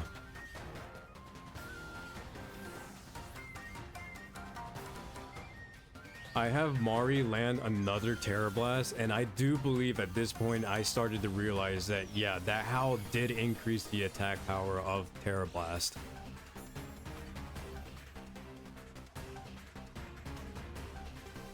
Carmine is then going to go ahead and send out her next Pokemon, Sinistcha, and Sinistcha's Hospitality ability activates, which heals Mari up. On the next turn, Pheasantipity goes for another Dazzling Gleam, which doesn't do a whole lot of damage to both Pokemon. Mari then goes for another Terra Blast, which is going to do another chunk of HP to Pheasantipity. Sinistcha is then going to land a Shadow Ball, which does another chip into Pheasantipity's HP.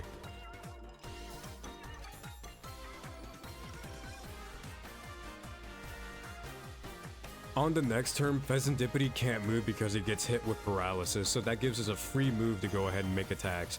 Mari then goes for Terra Blast, which is going to go ahead and take out another chunk of HP out of Pheasantipity's health. Sinistcha is then going to land Shadow Ball, which just brings us even closer to taking out Pheasantipity.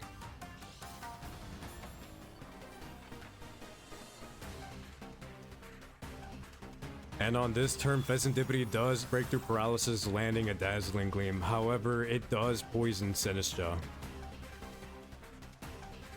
Then Mari's able to go ahead and land another Terra Blast, taking out the remaining of Pheasantipity's HP. So yeah, when it came down to this battle, I giga brained this. Like, I absolutely big brain timed this battle. I mean, Pheasantipity is a poison fairy type. Mari has the Magic Guard ability, which means she can't get hit by chip damage. So when it came to terrestrializing her into a steel type, I was like, bro, Mari perfectly counters Pheasantipity. I just wish that I was able to go ahead and give a lot more increase into Mari's special attack. And just like the other two of the Loyal 3, Pheasantipity is gonna run off and leave a mask. And just like that, we've gone ahead and recovered all of Ogerpon's masks. Kieran then comes and finds us and asks if we can go ahead and do him a favor. We find out that the favor that Kieran wants to ask for is to come to the village and bring Ogerpon. He wants to go ahead and show the rest of the villagers basically that Ogerpon is not the ogre that they believe from the folktale.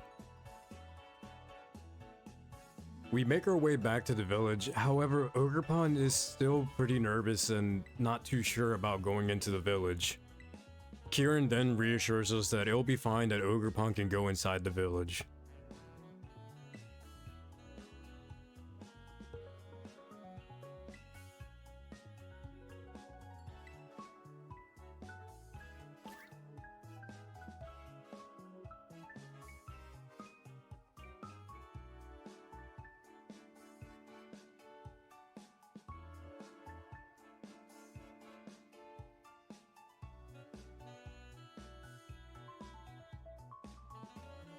We see here that Kieran has managed to go ahead and gather a lot of the villagers in the town square to go ahead and meet the ogre.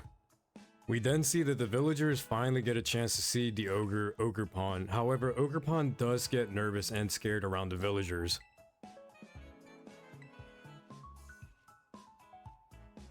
However, here we also find out that the villagers now know the truth, that Ogerpon was not the villain of the folktale. In fact, it was the Loyal Three.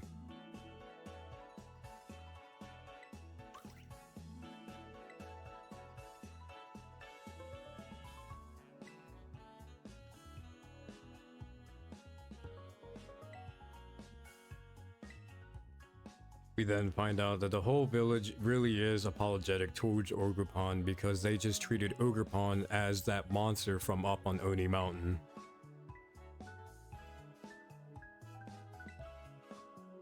Kieran then reassures Ogerpon, saying that Ogerpon can come to the village whenever she wants and that she doesn't need to hide her face.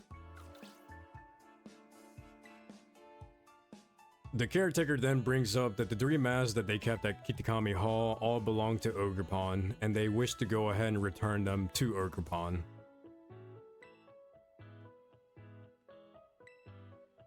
Carmine then brings up that the last thing to do is to escort Ogerpon back home.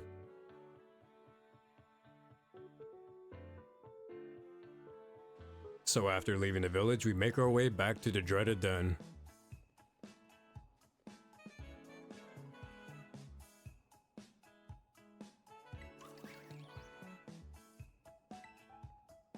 After seeing how happy Ogerpon is now that it's returned home, we can go ahead and tell her our farewells.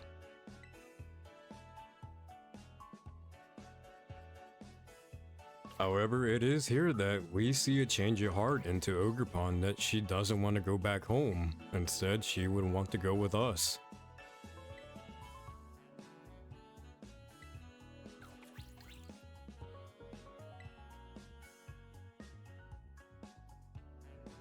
However, it is here that we see Kieran want to go ahead and have Ogerpon all to himself.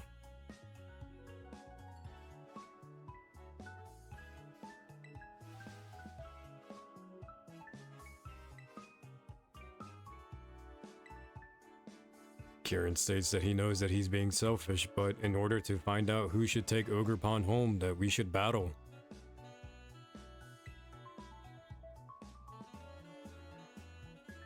Carmine understands Kieran's frustration, but it's not really our choice to go ahead and decide who she goes home with. That decision should belong to Ogerpon.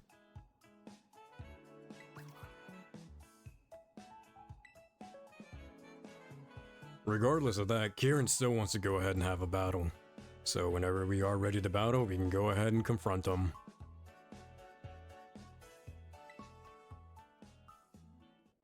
So once we're ready, we can go ahead and start the battle with Kieran.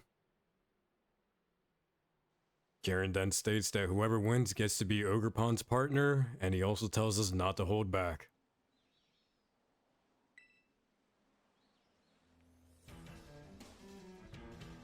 So here we see a difference in Kieran's demeanor, and we also get a difference in his theme. Kieran is going to go ahead and start off with Shiftry, and then I'm going to go ahead and start off with Ren.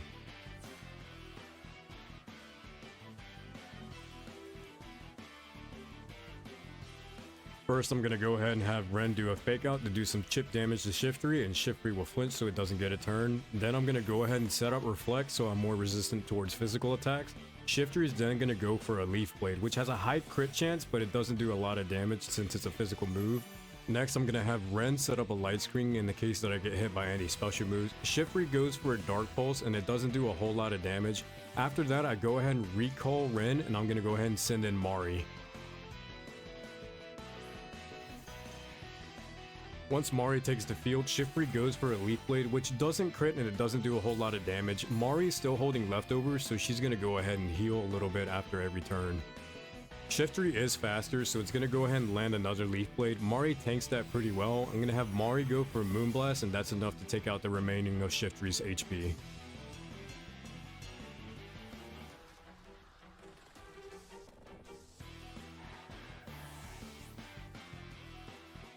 Kieran's next Pokemon is going to be Probopass, which is a bad matchup for Mari, so I'm going to go ahead and switch out Mari, and I'm going to go ahead and send in Aya.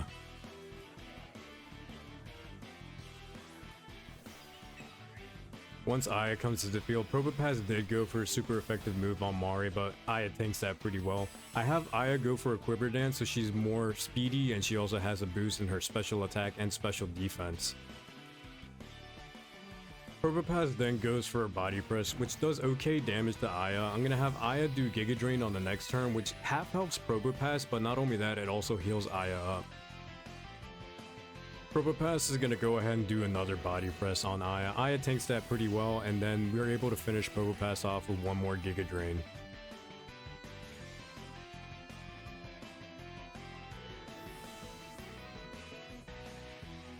Kieran's next Pokemon is then going to be Yanmega, which is a bad swap for Aya. So I'm going to go ahead and switch Aya out, and I'm going to go ahead and send in Scarl.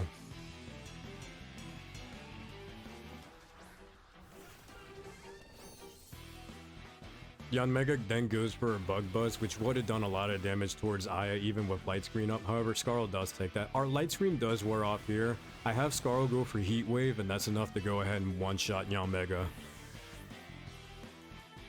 Kieran's next Pokemon is going to be Gliscor, which is a bad switch in for Scarl. So I'm going to go ahead and switch out Scarl, and I'm going to go ahead and send in Aya.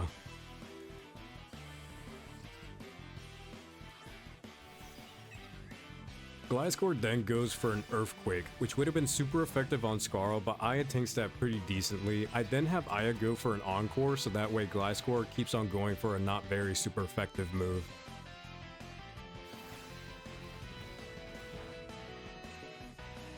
On the next turn, I have Aya go for a Giga Drain, which halves health Gliscor and also heals her up.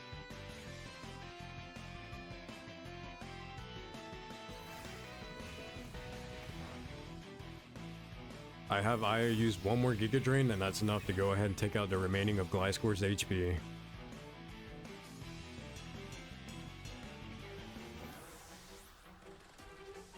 Kieran's next Pokemon is going to be Poliwrath, which is a good switch for Aya. She can stay on the field. I have Aya use a Giga Drain, and believe it or not, Aya crit. So I honestly don't even know if crit mattered there or not.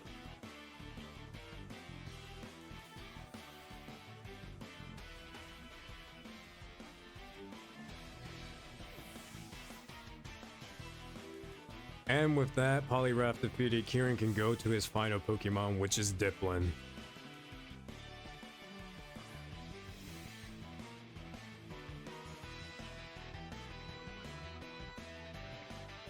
So to go ahead and give me the best chances, I'm going to go ahead and swap out Aya, and I'm going to go ahead and send in Ren.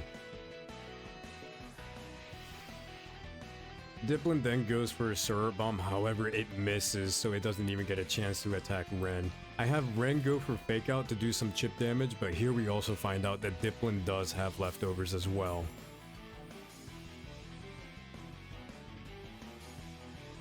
On the next turn, I have Ren set up Light Screen so that way we can go ahead and be more resistant when it comes to special attacks. Diplin does go for Syrup Bomb, and Ren takes that pretty well.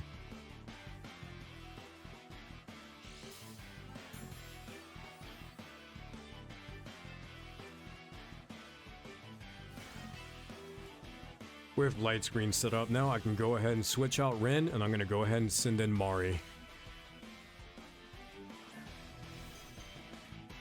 Diplin then goes for an Energy Ball, and Mari being as bulky as she is, she goes ahead and tanks that. However, we do get a special defense drop.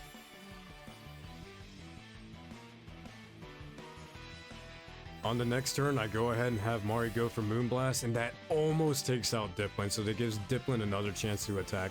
It goes for an Energy Ball, which does a lot more damage, but we're able to go ahead and still tank it.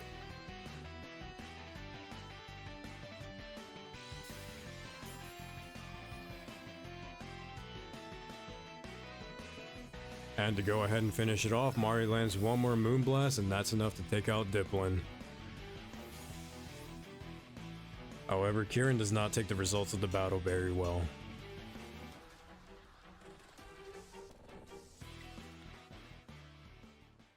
We all run to check on Kieran, and he says that even he knew that he wouldn't win. But he wanted Ogerpon to go home with him so bad that he wouldn't give up.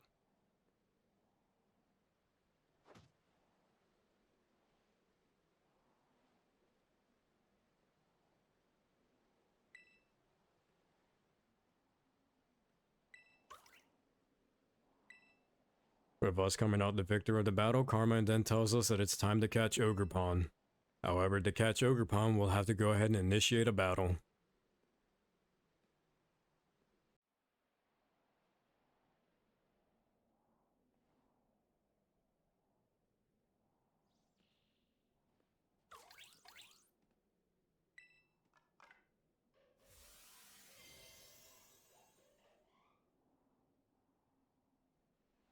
Alrighty, so Ogerpon is going to be one of the most difficult fights that Iluna has had. This is a 4-phase Pokemon battle, but not only that, Ogerpon is going to terrasilize with every single mask, and it has 4 masks, so it's going to terrasilize 4 times. So I'm going to go ahead and lead him with Ren, so that way Ren is able to go ahead and set up everything the way that I want it to go. However, not only that, every mask also has a unique ability when it gives out stat boosts. So with this one, it's going to have an attack stat boost. I go for Fake Out with Ren so that way it flinches and it doesn't have return. Next, I want to go ahead and set up Reflect so that way I'm more resistant when it comes to physical attacks. Ogerpon is going to use Ivy Cudgel, which also changes with every single mask. This one's going to be a fire one and it has a high crit chance and it hits hard. However, Ren has Disable here, so it can't use Ivy Cudgel anymore for a couple of turns. On the next turn, I go ahead and have Ren use Encore, so that way it keeps on trying to use Ivy Cudgel even though it's disabled. With Ren setting everything up the way that I want it to, I'm going to go ahead and recall him, and I'm going to send in Mari. So because of Encore and Disable both working against Ogerpon, Ogerpon has no moves to use, so it has to use Struggle. So Struggle is a move that always does recoil damage on the user, so Ogerpon's always going to be hurting itself whenever it uses Struggle. Mari has Meteor Beam, which is a 2-turn rock type move. However, Mari is not holding leftovers here, she's holding the Power Herb, which means that she'll be able to use Meteor Beam in 1 turn. And because Ogerpon has already hit itself a couple times in Struggle, 1 Meteor Beam is enough to go ahead and take out the remaining of this form's HP.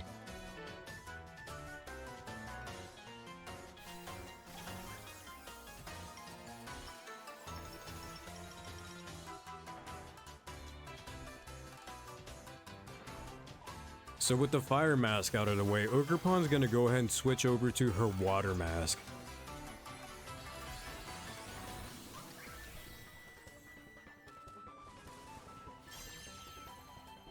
So with the Fire Mask, Ogerpon got a boost into her attack, and with the Water Mask, she's gonna get a boost into her special defense. Here, I'm gonna go ahead and recall Mari, and I'm going to send in Aya. So on the switch in, Ogerpon goes for Grassy Terrain, which is a setup move that she's gonna regret using.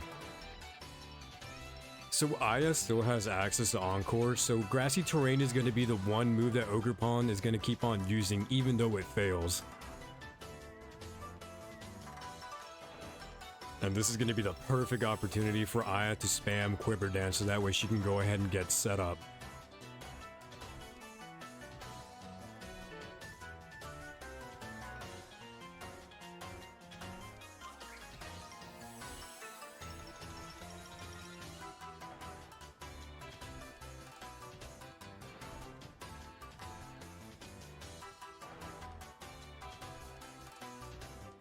So at the end of this turn, Ogerpon's Encore is going to end, but our Reflect is also going to wear off. On the next turn, Aya is able to go ahead and one-shot Ogerpon with 1 Giga Drain.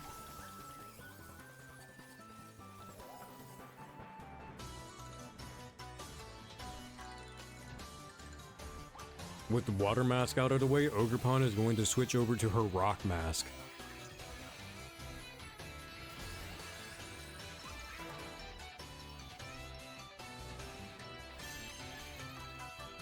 So like all the other masks, this one's going to give a stat boost into one of Ogerpon's stats, this one being its defense. On the next turn, Aya is able to go ahead and one-shot the rock form with 1 Giga Drain.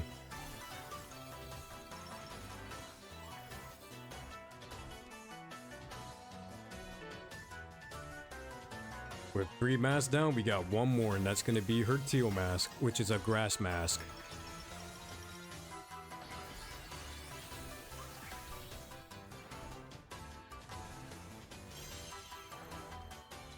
And just like all the other masks, this one's going to give Ogerpon a stat boost into one of her stats, this time being speed. So I have Aya go for a Quiver Dance so I can go ahead and pass a turn. Ogerpon then is going to land an Ivy Cudgel, which is not going to be very effective, but it's going to do a lot of damage because it's terrestrialized. And on the end of this turn, Grassy Terrain is going to disappear from the field. I go for one more Quiver Dance just to go ahead and see what Ogerpon is going to do. If it goes for Grassy Terrain, I can go ahead and Encore it, but if it goes for Ivy Cudgel, I'm in a lot of trouble. It goes for Grassy Terrain, so on the very next turn, I'm going to Encore it so it keeps on trying to use Grassy Terrain.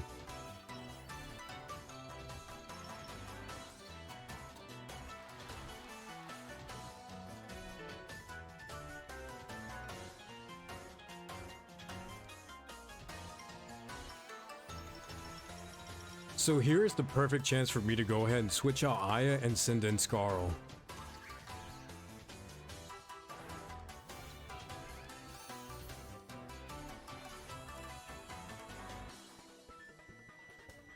So as soon as Scarl hits the field, I'm going to go ahead and Terrastalize her so that way she's able to maximize her damage.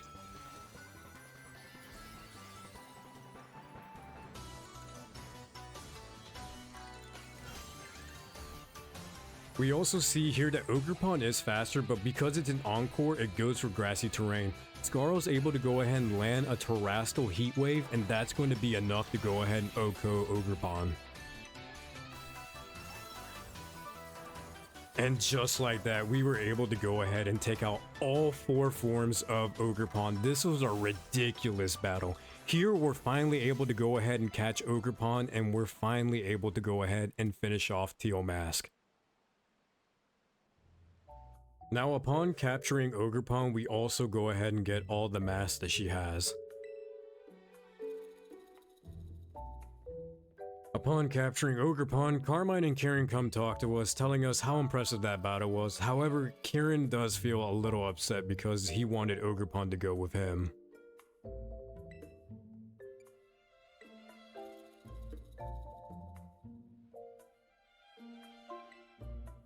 Kieran then brings up feeling that he wishes to be like us.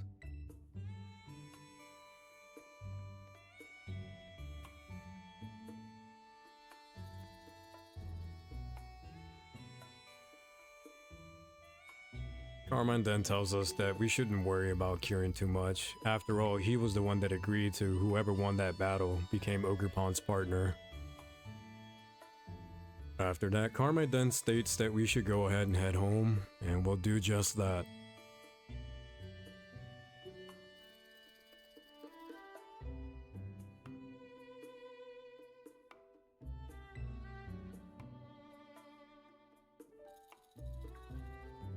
On the next day, we get told by one of the students that Carmine is going to be waiting for us at Loyalty Plaza. The student then also throws a little rant saying that he's always been the messenger boy. So we make our way towards Loyalty Plaza and we go interact with Carmine.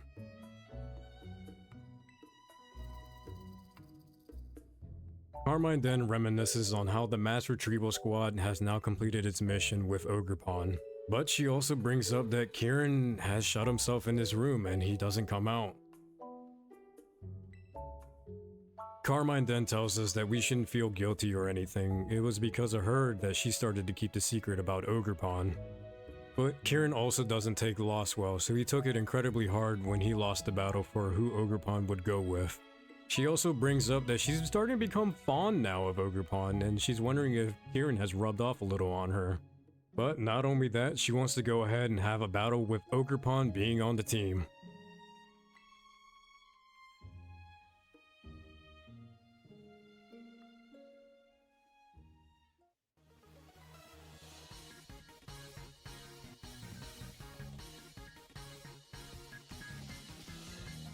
So here, Karma's gonna go ahead and lead out with Mightyena, and I'm gonna go ahead and lead out with Old Reliable Ren.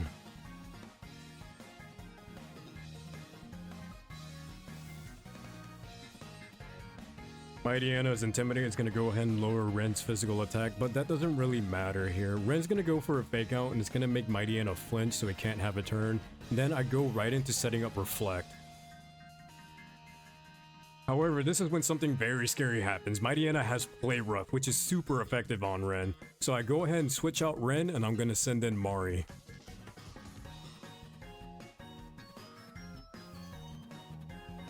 Instead of Play Rough, Mightyana went for Howl, which is going to go ahead and give a boost into its attack. On the next turn, I have Mari land a Moonblast, and that was enough to take out Mightyana.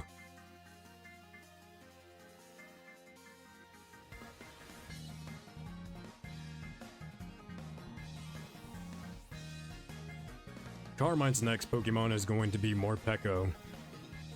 Morpeko is faster than Mari, so here it's going to go ahead and hit first with an Aura Wheel, giving another boost into its speed. Mari's going to go for a Moonblast, but Morpeko is still holding on to a Focus Sash, so it's going to live at 1 HP.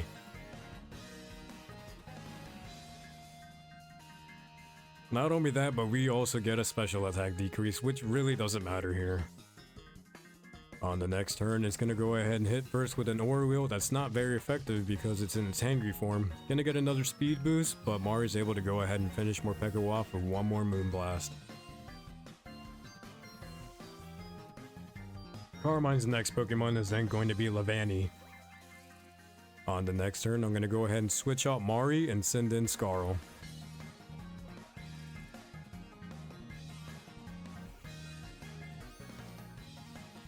Upon the switch in, Lavani hit Scarl pretty hard with a Leaf Blade, even though it's not very effective, but that's because it landed a crit.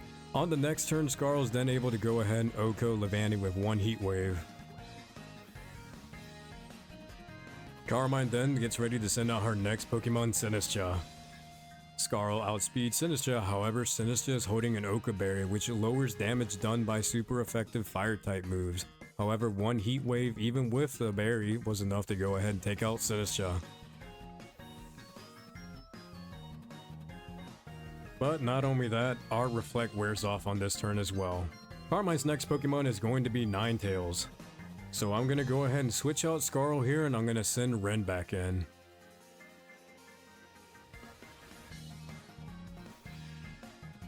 Here Ninetale goes for Disable, but because we didn't use a move, it fails. On the very next turn, I go for Fake Out to flinch Ninetales so it doesn't get a turn to attack or do anything on it. And then on the very next turn, I set up Light Screen so I resist special attacks. Ninetales is then going to go for a Will-O-Wisp, which is going to go ahead and leave Ren with a Burn. But because I'm going to go ahead and swap Ren out, the Burn doesn't really do much.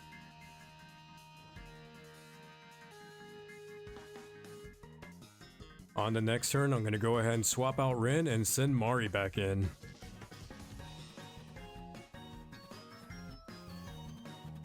Upon switching in, Carmine then tells Ninetales to go for Disable, but it fails since we didn't do a move. Ninetales is faster and it's going to go ahead and leave Mari with a Burn, but because of Magic Guard, Mari is not going to be affected by burn chip damage.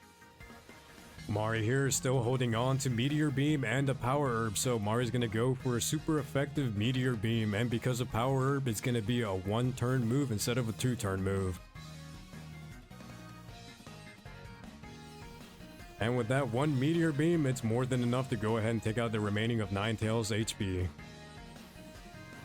And just like that, we finished the Teal Mask. This Carmine battle is the final battle in the Teal Mask DLC.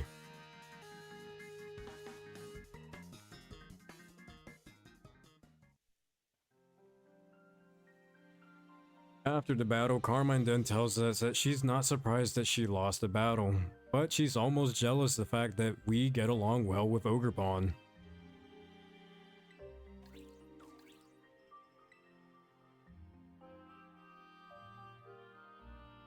Here, Carmine then struggles to go ahead and let us know that she actually had fun in Kitakami. We then get a call from Briar letting us know to go ahead and meet everybody at the community center.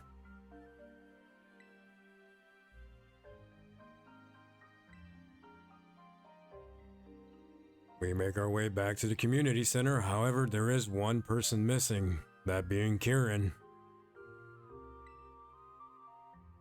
Briar then lets us know that the caretaker has some words for us, and that's to go ahead and let everybody know that we found all the signs in Kitakami.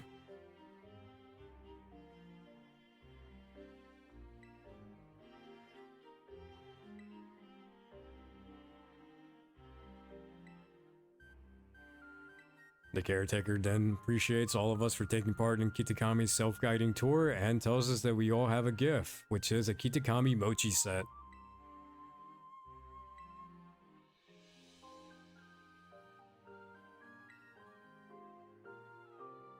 The caretaker then tells us that we can go ahead and make ourselves feel at home in Kitakami. However, Briar does have news to share with us, and that's to let us know that herself, Carmine, and Kieran are all going back to Blueberry Academy.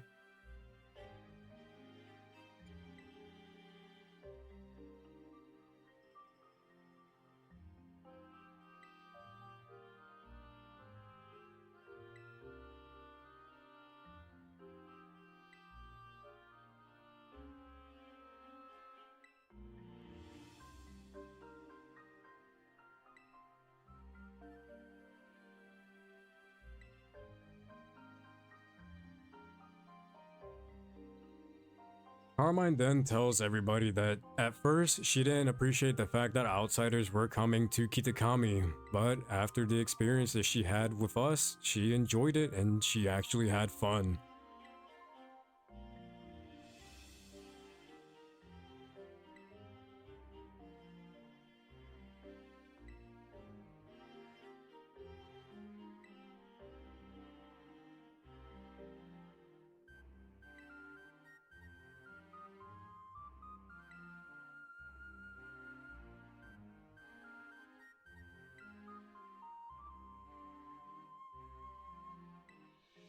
Carmine then singles us out, letting us know that she really did appreciate all the time that we had together.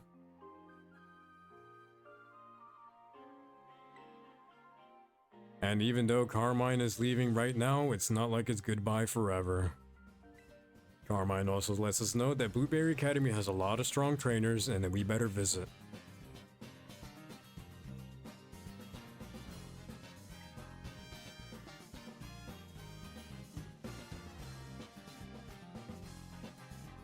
And just like that, Carmine's gonna go ahead and get ready to leave for Blueberry Academy, and that we'll definitely see each other again.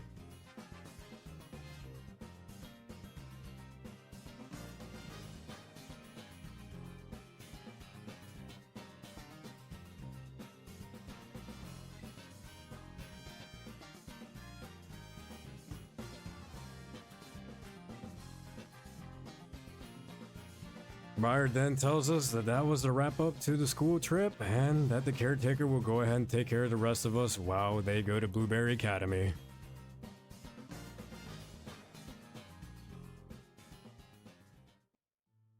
However, here is not the end. We go ahead and see Kieran once more frustrated.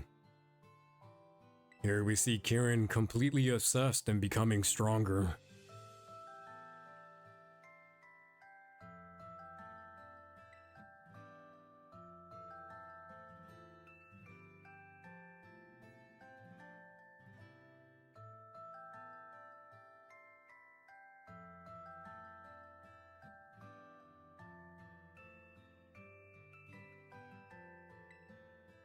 And just like that, we finished the Teal mask.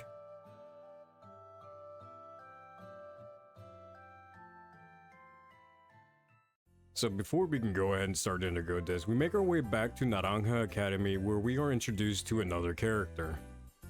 We find out that this is none other than Director Cyrano of Blueberry Academy.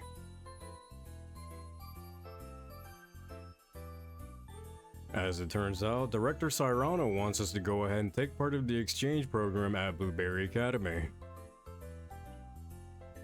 However, as this short exchange goes on, we can tell that Director Cyrano is quite the character. Turns out we were recommended to go to Blueberry Academy by Carmine.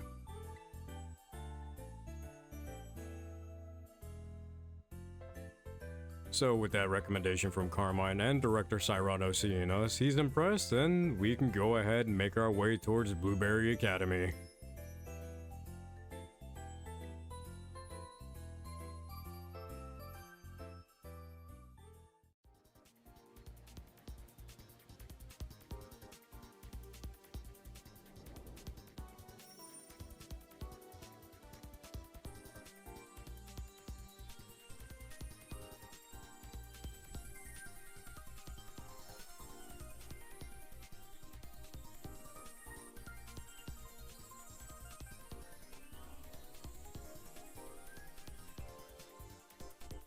After a short trip, we arrive at Blueberry Academy, and here we find out that this is just the entrance and that the whole school is underwater.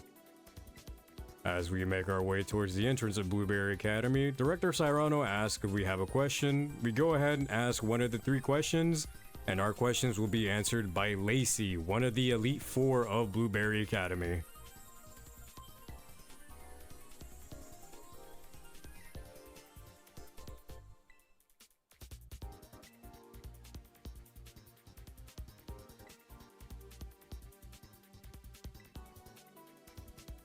Lacey then wonders who we are, and Director Cyrano tells her that we are the student from the exchange program.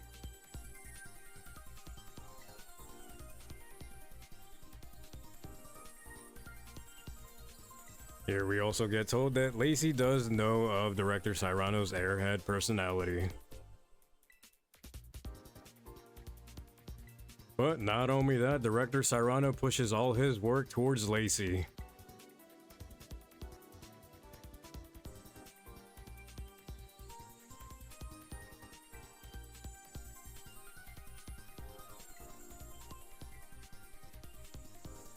However, Lacey then takes this opportunity to go ahead and get to know us before anybody else at Blueberry Academy can. We make our way towards the entrance of Blueberry Academy, and Lacey explains to us that Blueberry Academy specializes in Pokemon battling. They also have a whole battle court here in the entrance, that way they can hold official Pokemon battles.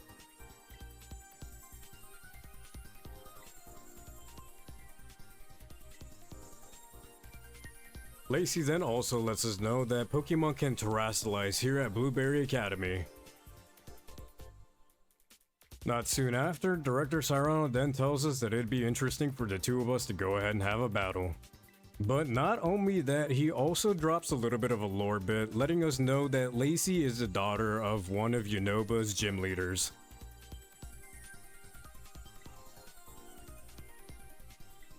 Director Serrano then tells us to go ahead and put on a show, and Lacey then tells us that once Serrano puts his head to something, there's no way on taking him off that path. But not only that, Lacey is excited to go ahead and battle us, and she lets us know that at Blueberry Academy, we go for double battles.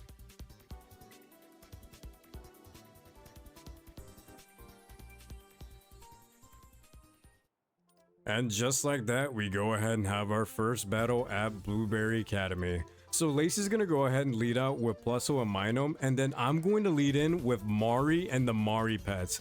So this is what I had in mind a lot earlier on having the fan bases of Iluna help Iluna at Blueberry Academy.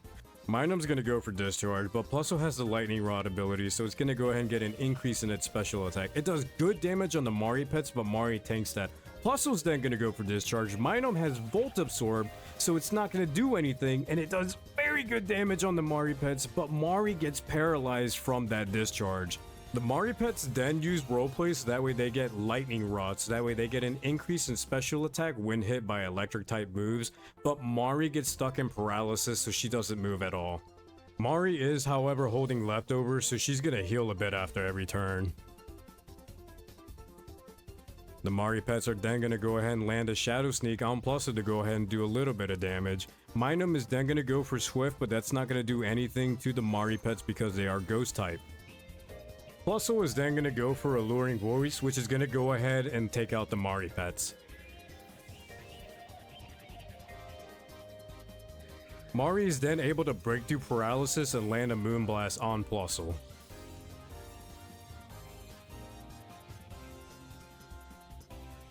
With the Mari pets out, I go ahead and send in Ren. Ren is going to go for Fake Out on Plusso, so that way it flinches and doesn't get a turn. Minome is then going to go for Discharge. Plusso's going to go ahead and get a special attack boost from Lightning Rod, and it doesn't do too much damage. Plusso's going to go ahead and flinch so it won't move. Mari then goes for Moonblast and is able to go ahead and take out Plusso.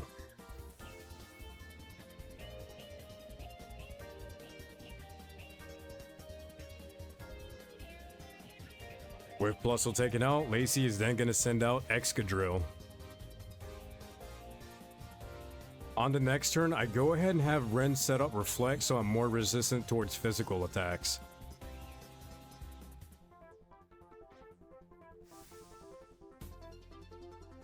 Excadrill then goes for high horsepower, which does good damage, but Reflect definitely minimizes that. Minun then goes for Discharge, and it doesn't affect Excadrill because it is ground type. Mari then goes for Moonblast, and it does good damage on Minun.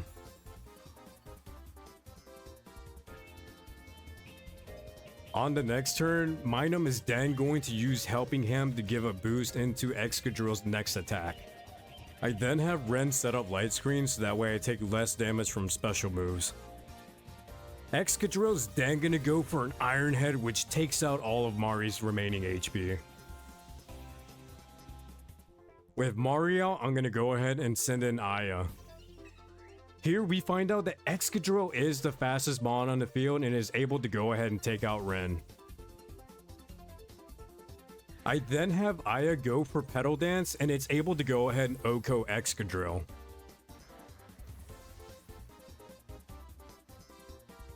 Minun is then going to go for Discharge, but it's not going to be very effective on Aya. And then I'm going to go ahead and send out the Renvaders. Aya is then able to go ahead and do one more Petal Dance, and that takes out Minun.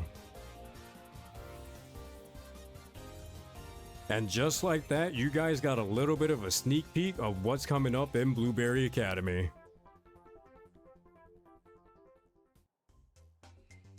After the battle, Lacey tells us that we are a skilled trainer, however she wishes that she could have seen how we go ahead and battle with the terrestrialized Pokemon. Blueberry Academy students have only just received Terra Orbs, so they're not really too sure on how to battle with terrestrialized Pokemon. Director Cyrano then tells us that we battled it out Blueberry style, and then after that he hands us the Blueberry Academy uniform.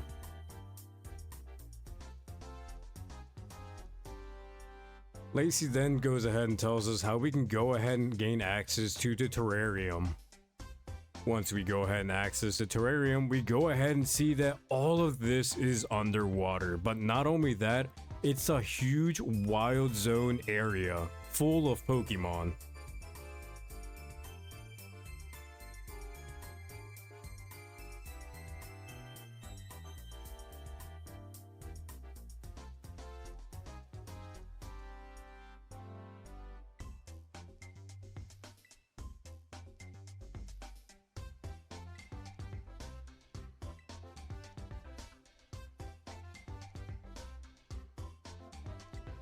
Lacey then goes ahead and tells us that the terrarium is made up of 4 different biomes: the savanna biome, the coastal biome,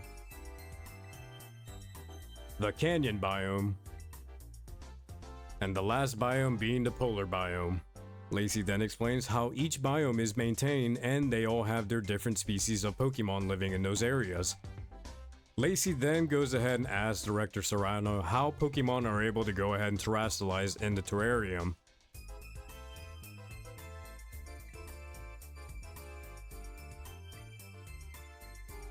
Here we find out that there is a terrarium core at the very top of the terrarium, which is full of material from Paldea, which emits terrestrial energy and allows Pokemon to terrestrialize. Soon after, there's an announcement that goes throughout the whole terrarium letting us know that a practical battle class will be taking place in the coastal biome. Lacey then tells us that we should probably head to that class and that she'll be waiting for us there.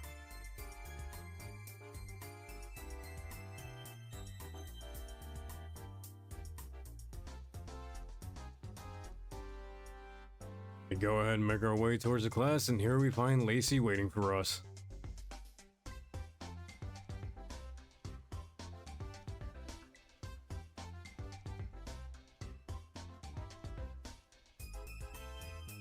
During the class, we then get issued a task to go ahead and catch an Alolan form of a Pokemon. Lacey then tells us that many of the classes here at Blueberry Academy are practical ones, just like this one. So with me already capturing an Alolan form of a Pokemon off screen, I can go ahead and turn this task in. Soon after, the class gets dismissed and we can continue exploring Blueberry Academy.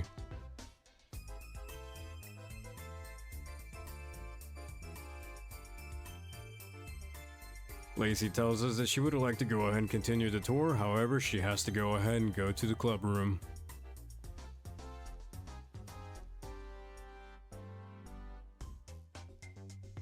Right after Lacey leaves, we go ahead and get a phone call from Carmine because she heard the news that we are now at Blueberry Academy.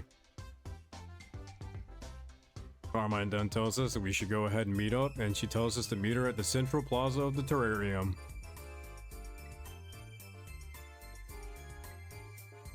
So before we go ahead and meet up with Carmine, I do want to go ahead and explain how I chose the Pokemon for the fan bases of Iluna. When it came to choosing a Pokemon for the I Admires, I went with Quaxly. It resembles the I Admires very well, but not only that, the final Evo of Quaxly is part fighting type, so I would say they inherited Aya's tendencies to get into fights. Up next, we have the Renvaders. So Toxel fit the Renvaders very well in my opinion, but not only that, the final Evo of Toxel also fits the Renvaders well. I would say that they went ahead and took in Ren's interest of music. And lastly, we have the Maripets. So I wanted the Maripets to go along well with Mari's in-game lore in this playthrough. Mari was a Pokédoll that came to life, and the final Evo of Shuppet is the Cursed Doll Pokemon. I put 2 and 2 together and I thought it fit very well. And that's how, in my opinion, the Pokemon that I chose for this playthrough fit very well for the fan bases of Iluna. And with that out of the way, we can go ahead and meet up with Carmine. Once we make our way towards the Central Plaza, we can go ahead and find Carmine and talk to her. Now upon reaching Carmine, we also notice that she's talking to another student of Blueberry Academy, this being Amaris. Once we interact a little bit with Carmine, Amaris then tells us that she's got to go ahead and head off.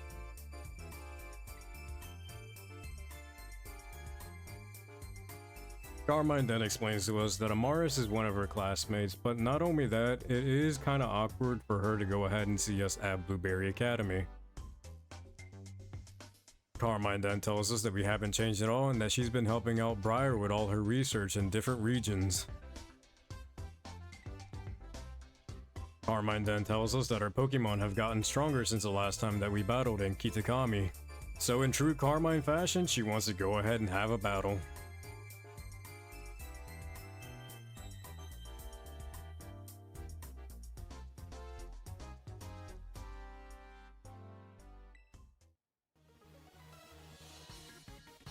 Okay, so this is the first double battle that we're gonna have with Carmine. So Carmine's gonna go ahead and lead out with Mightyena and Toucanon, and then I'm gonna go ahead and lead out with Ren and the Renvaders.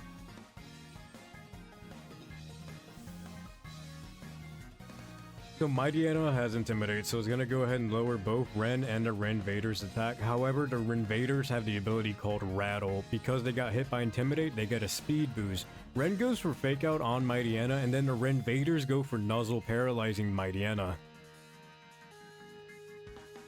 Toucanon is then going to go for a Throat Chop, which is going to go ahead and take out the Renvaders.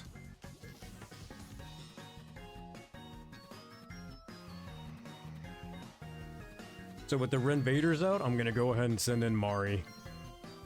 On the next turn, I go ahead and have Ren set up Reflect. I have Mari go for Meteor Beam, however, because she's holding Leftovers and not Power Herb, it's going to be a 2-turn move. Toucanon is then going to go for a Flame Charge on Mari, but Mari tanks that very well, and then Mightyena gets stuck in Paralysis.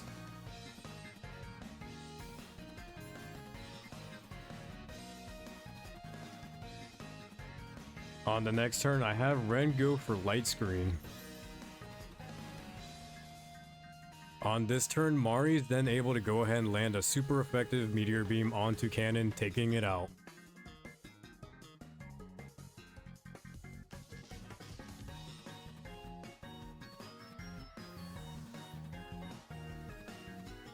And this turns out to be a free turn because Mightyena gets stuck in Paralysis again.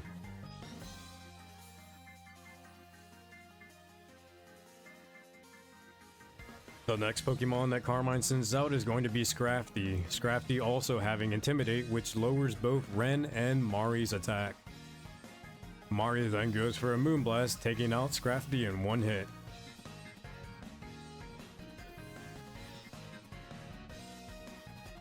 With Ren only having one attacking move, I use Shadow Claw on Mightyena, which really doesn't do a whole lot of damage.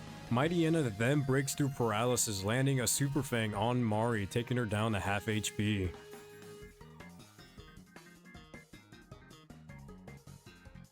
Carmine is then going to send out her final Pokemon, Sinistra, whose hospitality ability is going to go ahead and heal up Mightyena. With Sinistra out on the field, I'm going to go ahead and recall Rin and send in Mari.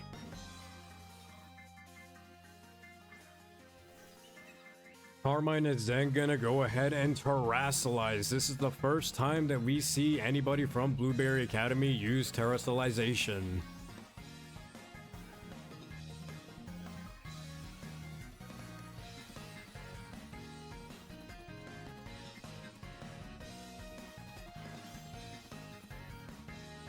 Mari's then gonna go for a Moonblast on Mightyena, taking it out.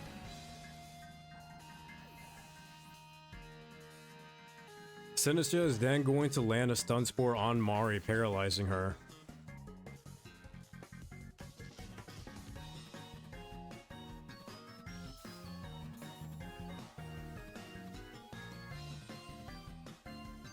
Next, I go ahead and have Aya use Encore on Sinistra so it continues using Stun Spore. Because it doesn't affect Aya and Mari's already paralyzed, Stun Spore will always fail. Mari is then able to break through paralysis and land a Moonblast on Sinistra, taking it down to more than half HP. Aya is then able to land a Petal Dance, finishing off Sinistra and ending the battle.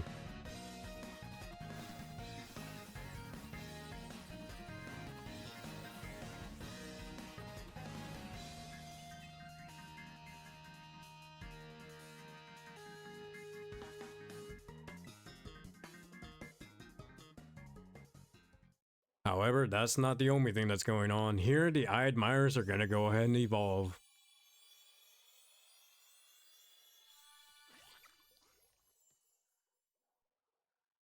Carmine comes up to us after the battle and tells us that she got strong enough to terrestrialize her Pokemon, but she still couldn't beat us, and that's one thing that hasn't changed. She then asks us if we have run into Kieran yet.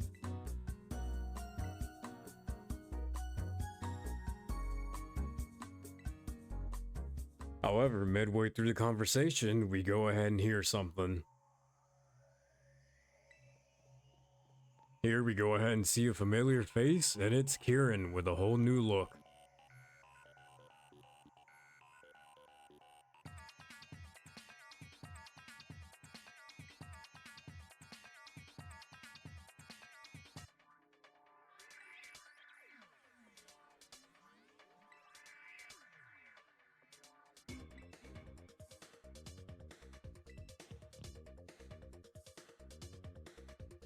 Just by this interaction, we can go ahead and tell that Kieran is not that innocent kid that he was from the beginning of Kitakami.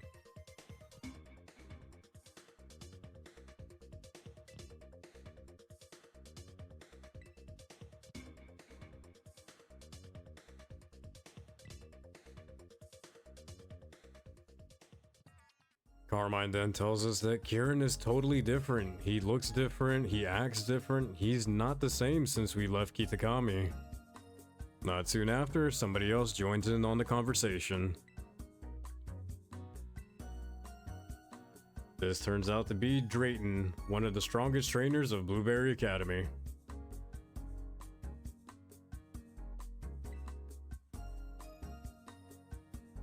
Carmine then goes ahead and introduces us to Drayton, and Drayton wonders if we're really friends with Kieran.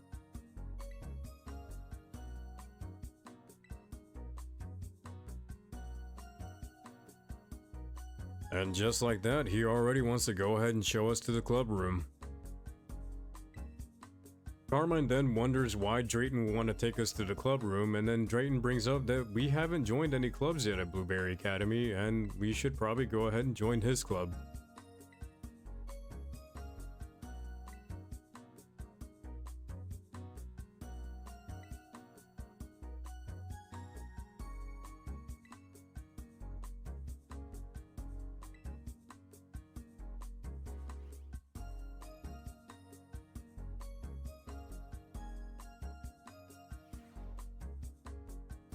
Once in the club room, Carmine wonders if it's okay to go ahead and be in the club room, and Drayton says Kieran's not going to show up anytime, so it should be okay. Turns out, this is the club room for the Elite Four.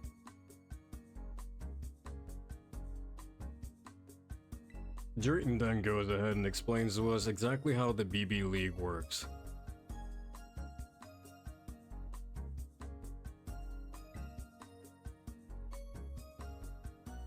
After explaining exactly how the BB League works, he wants to go ahead and have something to eat, so he heads over to the cafeteria. He also tells us if we want to officially join the BB League that we can go to the cafeteria and meet for a date, which throws Carmine off for a loop.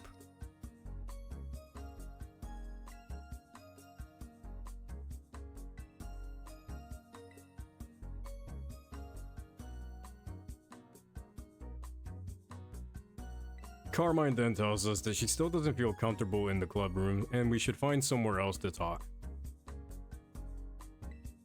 We go ahead and make our way to our room, and here we can go ahead and privately talk with Carmine.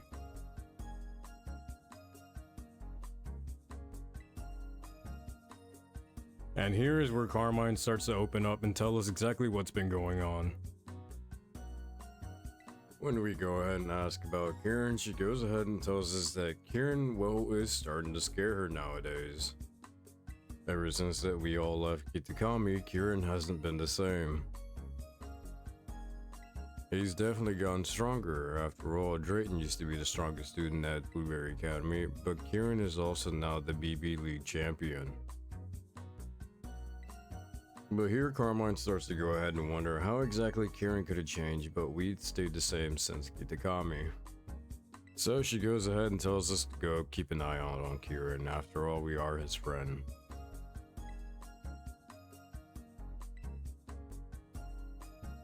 However, whenever we do go ahead and talk about Drayton, well, she doesn't take that very well. She goes ahead and tells us that Drayton might seem like the kind of person to slack off, but at the same time he's also thinking about stuff. So point is, don't let our guard down around him. She then brings up our hangout with Drayton, telling us that she would love for us to join a league, but at the same time, if Drayton gives us any troubles, just to go ahead and give him a good old sucker punch. So we go ahead and make our way towards the cafeteria, and here we can go ahead and hang out with Drayton. We also go ahead and find out that even when it comes to his food, Drayton likes to slack off.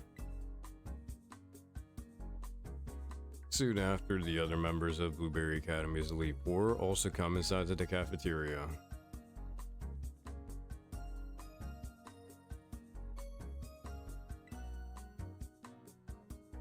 Kieran then asked Drayton exactly what they wanted to talk about, and here we can go ahead and see that Drayton had planned this whole thing out.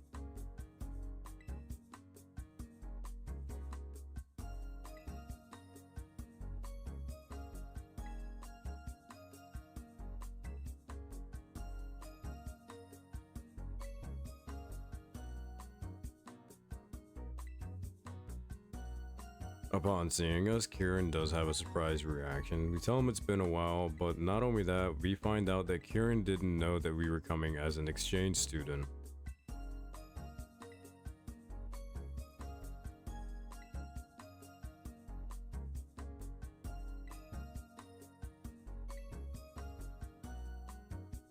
However, upon dropping that we were going to be joining the BB League, it seems to go ahead and spark a little bit of a fire within the Elite Four.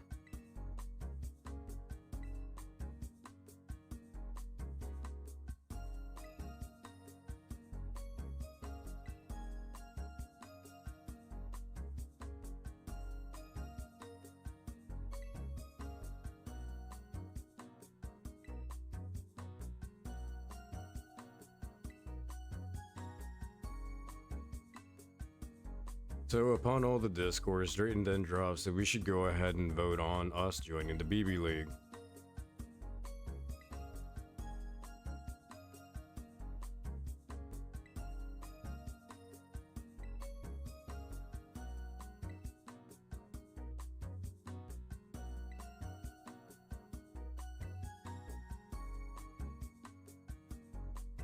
So with Drayton and Crispin voting yes, and Amaris and Lacey voting no, we have to go ahead and rely on Kieran to break the tie. Here, Kieran says it doesn't matter who he's facing, he doesn't lose. And that sounds like a yes. We can go ahead and join the BB League. And just like that, the remaining members of the Elite Four go ahead and head out.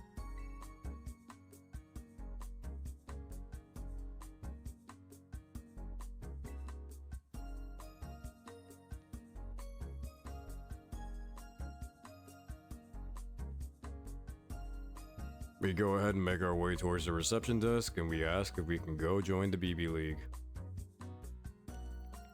The receptionist tells us that because we're an exchange student, we're not technically enrolled in Blueberry Academy. Drayton then brings up that the Elite Four have already talked about it, so it's all fine. And then she also tells Drayton that she can't go ahead and take what he says at face value.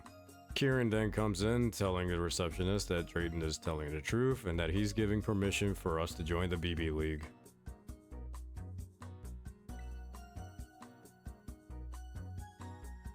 Kieran then says that he doesn't trust Drayton, but if he's able to get another shot at battling us, he wants to go ahead and take it.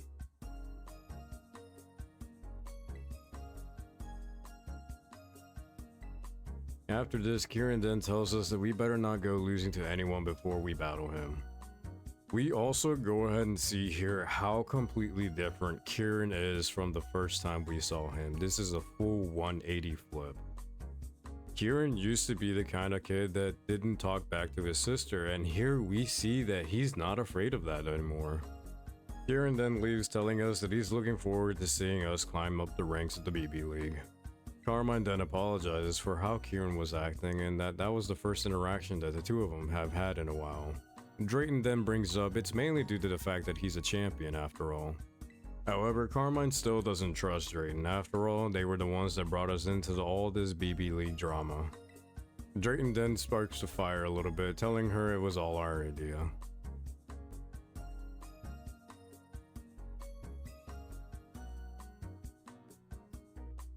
Carmine then tells us that if we're going to be doing this, that she'll be cheering for us and to keep an eye on Kieran as well.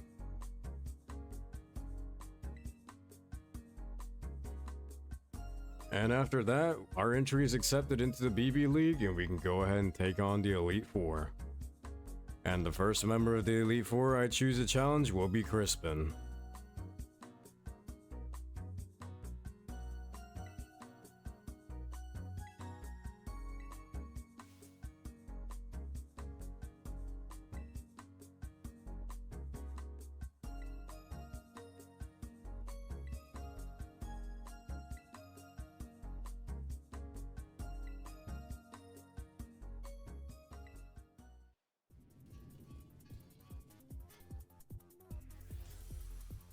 So Crispin's gonna go ahead and lead out with Rotom and Talonflame, and then I'm gonna go ahead and lead out with Ren and Scarl.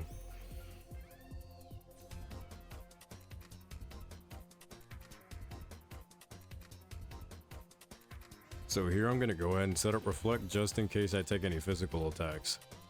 And it turns out that was a good move since Talonflame went right for Brave Bird. Talonflame's gonna go ahead and take some recoil damage from it, and then Scarl's gonna set up Nasty Plot so that way she can sweep later on. Rotom is then gonna go for a Will-O-Wisp on Ren, but it's going to miss.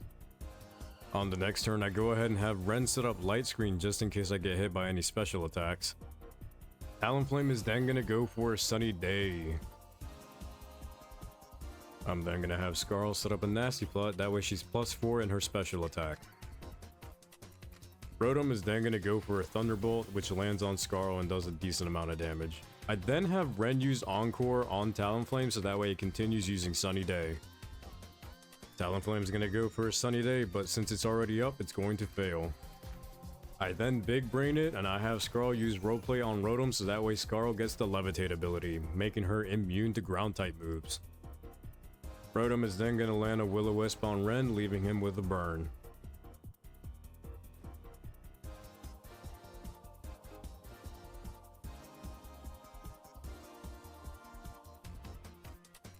On the next turn, I go ahead and recall Ren, and I send in Mari.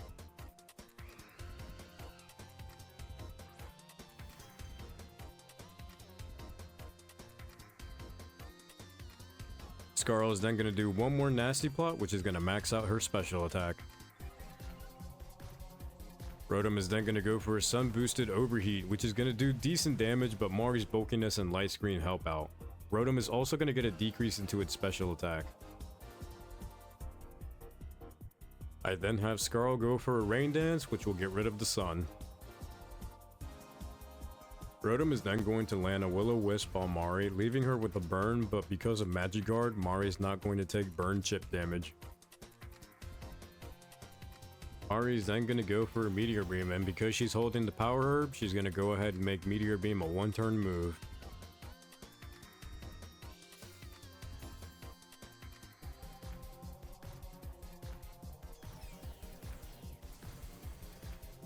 And with that one Meteor Beam, Mari was able to take out Talonflame.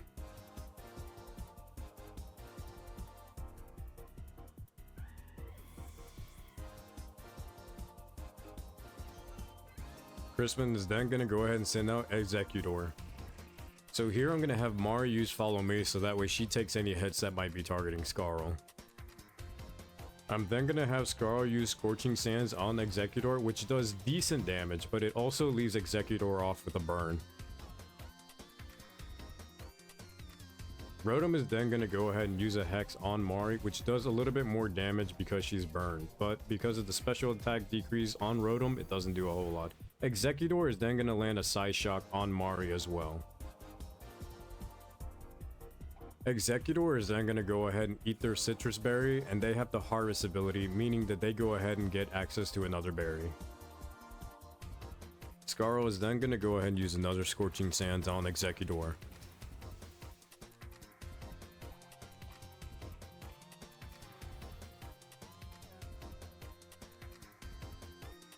Rotom is then going to go for a Hex on Mari again.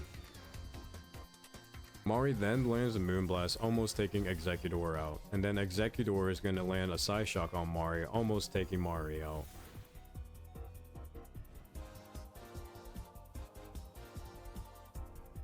Executor's Harvest ability is then going to proc, making it to where another Citrus Berry appears.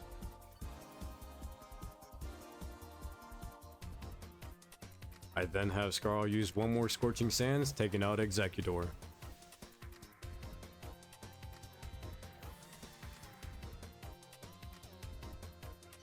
Rotom is going to go for a Thunderbolt, landing on Mari, taking her out.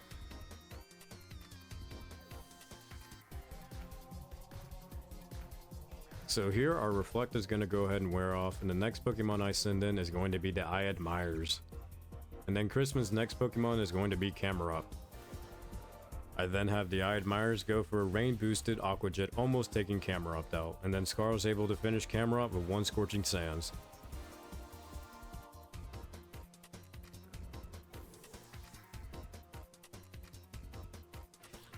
Rotom is then going to go for a Thunderbolt, landing on the I Admires, taking them down to near half health. On this turn, our light screen is going to go ahead and wear off, so both screens are down. Crispin is then going to go ahead and send out Magmortar. On the next turn, I go for another Rain Boosted Aqua Jet. However, Magmortar is holding a Pasho Berry, weakening the attack. Scarl is then able to go ahead and finish off Magmortar with a Scorching Sands.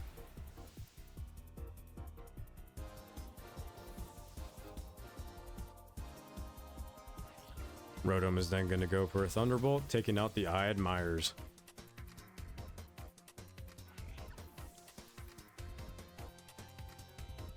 Next Pokemon Crispin is going to send out will be Blaziken, and the next Pokemon that I send out is going to be Ren. Crispin is then going to go ahead and terrestrialize his Blaziken.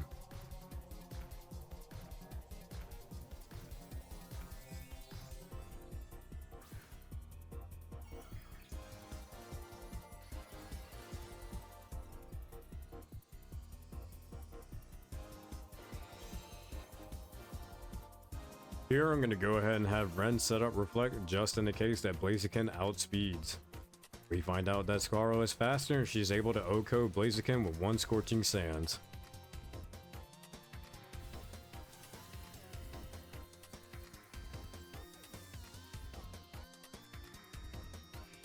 Rotom is then going to go for a Thunderbolt and it's going to land on Ren.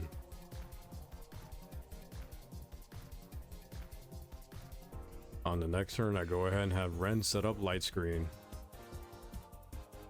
I then have Scarl use Nasty Plot here so that way she can make a move and stay on the field. Rotom is then going to use Hex on Ren, which he tanks very well. So at the end of this turn, Rain stops, and this is why I wanted to keep Scarl on the field, so that way she was able to use Rain Dance on the next turn. Here I'm going to go ahead and recall Ren and send in the Ren Vaders.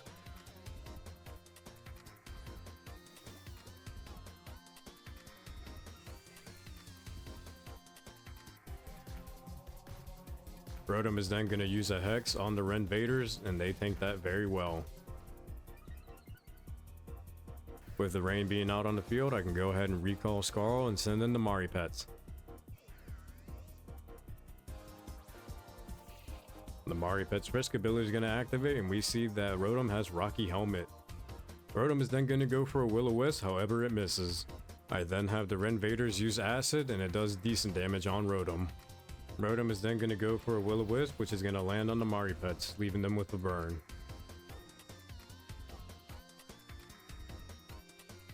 I then have the Ren Vaders use Flail on Rotom to do some damage to it, and we are hurt by Rocky Helmet. The Maripets then use Screech, however it misses.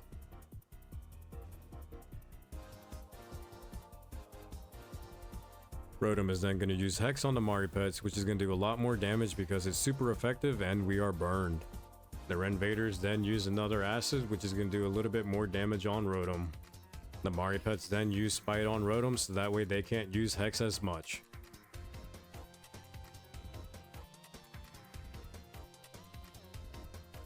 Rotom then goes for another Hex on the Maripets, which is going to go ahead and take them out.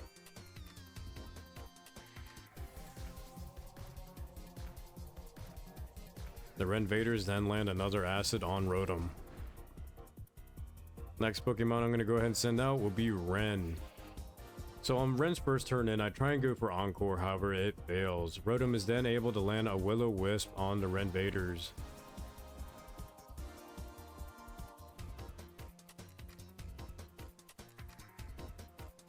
The Ren Vaders are then able to land another Acid on Rotom.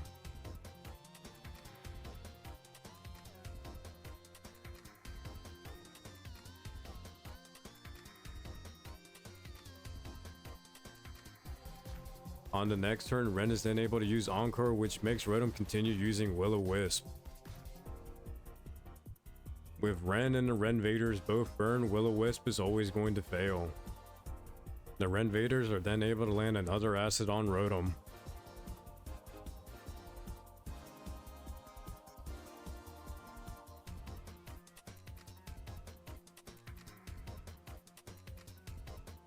I then have Ren go for Taunt, so that way Rotom can't use Will-O-Wisp as well.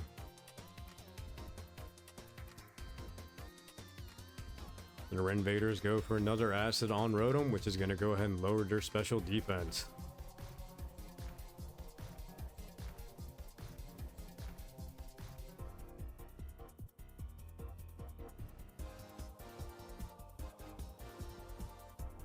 On the next turn, I then have Ren set up Reflect.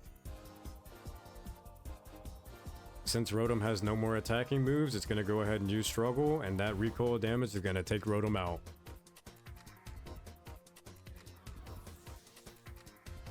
And just like that, we have taken out one member of the Elite Four.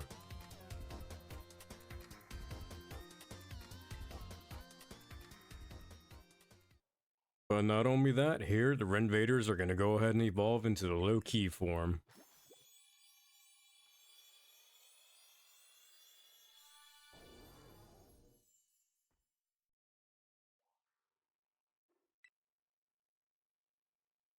Upon defeating Chrisman, we go ahead and get a picture to prove that we defeated him, and then he's going to hand us a TM.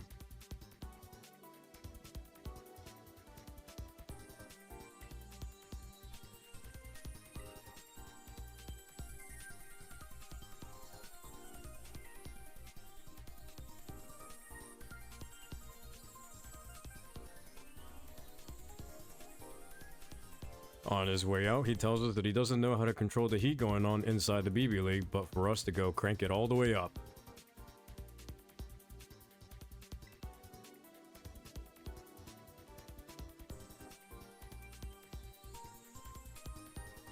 The next member of the Elite Four that we go ahead and challenge is going to be Amaris.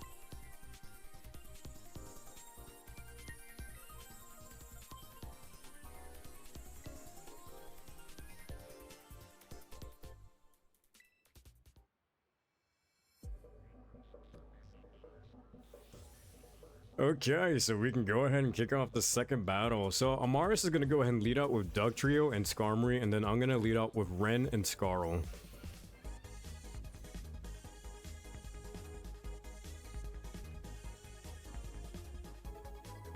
So on the first move, I'm going to go ahead and have Ren go for Fake Out on Dugtrio. However, Dugtrio's Tangling Hair is going to go ahead and slow Ren down. Because Dugtrio flinch, it won't move on this turn, and then I'm going to have Scarl set up with Nasty Plot. Skarmory is then going to go ahead and set up Stealth Rock, so whenever I switch and dodge a Pokemon, they'll take damage on switching. I then go ahead and have Ren set up Reflect, so I'm more resistant towards physical attacks.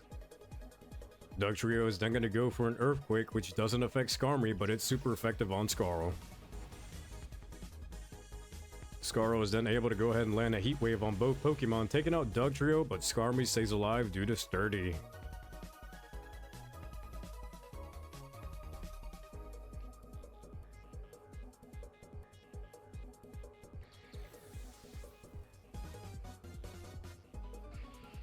Skarmory is then going to use Whirlwind, forcing Ren off the field and sending somebody else in.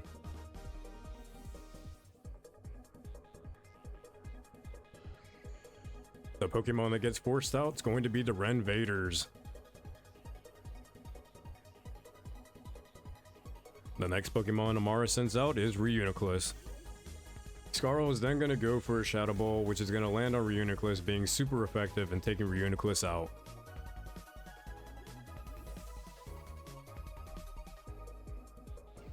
Here, however, I did Fat Fingered and hit Acid Spray instead of Nuzzle on Skarmory, so that's a free turn for Skarmory to use Whirlwind, sending out the Ren Vaders and sending in somebody else.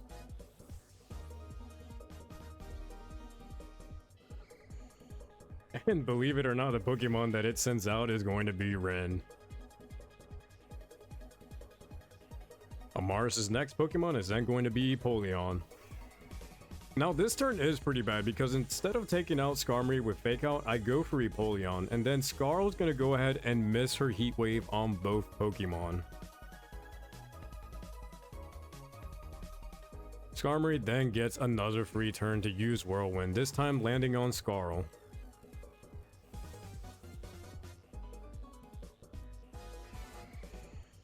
The Pokemon that gets sent out is going to be the I Admires. On this turn, I use Aqua Jet to go ahead and take out Skarmory, however the I Admires is going to take a little bit of damage from Rocky Helmet. So here's where we also get to see what the I Admires ability is, and it's Moxie, so they get an attack boost whenever they take out a Pokemon. I'm then going to go ahead and have Ren set up Light Screen. Empoleon is then going to go for a Hydro Pump, however it misses. The next Pokemon that Amaris is going to send out is Scizor. So here I have Ren use Taunt just in the case that Empoleon does have any setup moves. I then have the I Admires use Low Kick on Scizor, doing okay damage, however Scizor does take out the I Admires with one Trailblaze.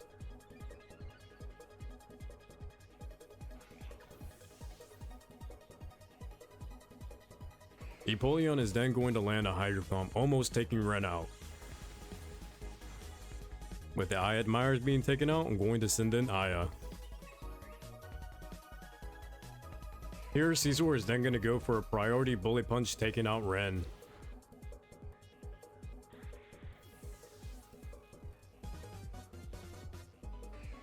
Aya is then able to land a Giga Drain on Empoleon, healing her back up. Empoleon is then going to land a Hydro Pump on Aya, taking her down to near half HP. The next Pokemon I go ahead and send out is going to be Scarl, however she does take more damage from Stealth Rock. Scarl is then going to go for a Heat Wave here. Scizor is holding on to an Oka Berry, lowering the damage of the attack, however it takes out both Scizor and Empoleon.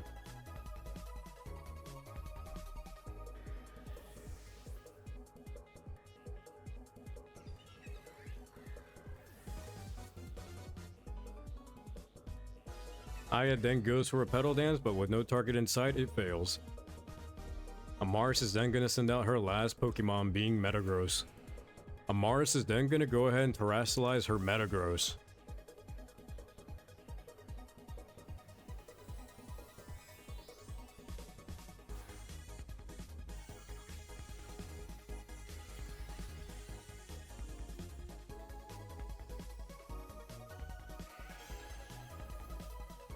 Scarl does outspeed and it lands a Heat Wave, taking out Metagross. And just like that, we go ahead and defeat Amaris.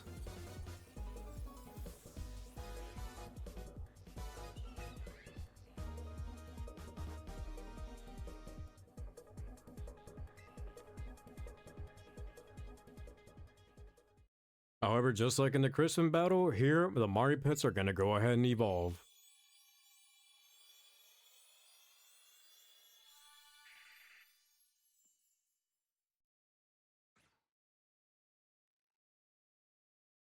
We then go ahead and take a photo with Amaris, and that tells us that we've already defeated her. Amaris is then going to hand us a TM, and just like that, we can make our way towards the next Elite Four member.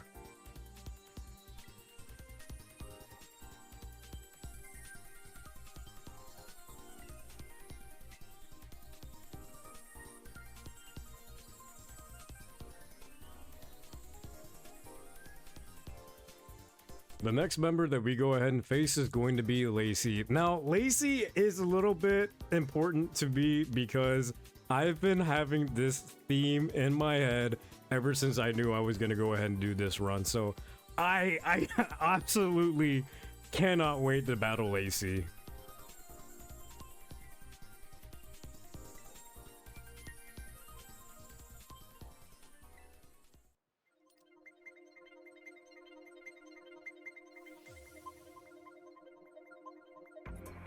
Lacey's gonna go ahead and lead out with Granbull and Whimsicott. I'm gonna go ahead and lead out with Ren and the Renvaders, and I cannot tell you how happy I am to see everything fit well together. I love this theme so much. So Granbull is going to have the Intimidate ability, so it's gonna lower both our party members' attack. Ren is going to use Fake Out on Whimsicott, since Whimsicott's more of a support Pokemon, similarly to how Ren is. I'm then gonna go ahead and Nuzzle on Whimsicott to paralyze it.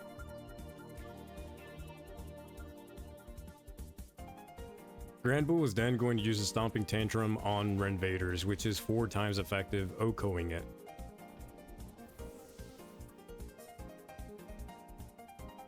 With the Renvaders out, I'm going to go ahead and send in Aya. So both Ren and Whimsicott do have Prankster, however, Whimsicott's Prankster does outspeed Ren. So Whimsicott's able to go for a Light Screen, I then go for Taunt to go ahead and make sure that Whimsicott can't use any Prankster abilities. I then have Aya go for Encore on Granbull so that way it keeps on using Stopping Tantrum.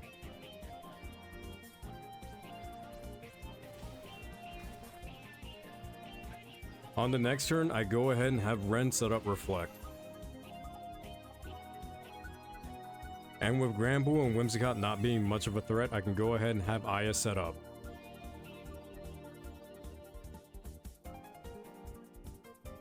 Whimsicott does try to attack, however it gets stuck in paralysis.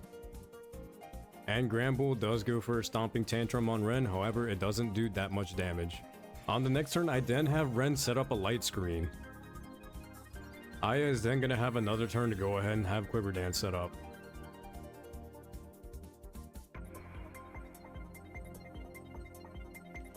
Whimsicott does go for another attacking move, however it gets stuck in paralysis again. Granbull is then going to go ahead and use another Stomping Tantrum on Ren.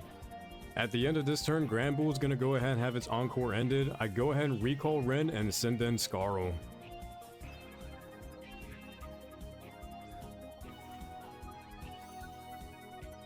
Aya is then going to go for a Giga Drain on Granbull, doing good damage but not taking it out.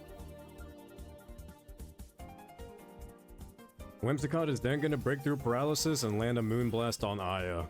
And here we find out that Scarl was a good swap, since Granbull went for Play Rough, it would have been super effective on Ren. With the taunt shaken off, Whimsicott is then able to use a Prankster Tailwind. I then have Aya go for Petal Dance, which is going to go ahead and do good damage on Whimsicott. I then have Scarl use Heat Wave, however it misses Whimsicott, but it takes out Granbull.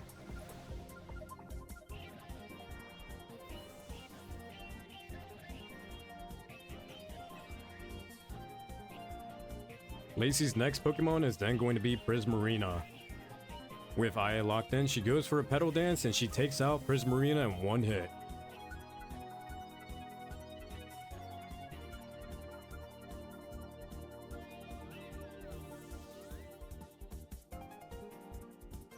Scarl is then going to use Shadow Ball, and that's going to go ahead and take out Whimsicott.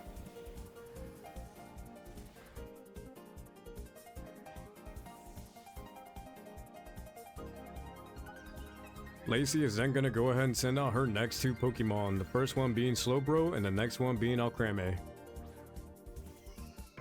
With Aya still locked into Petal Dance, she goes ahead and lands it on Alcremie, taking Alcremie out in one hit. Scarl is then going to land a Scorching Sands on Slowbro, not taking it out, but leaving it with a burn.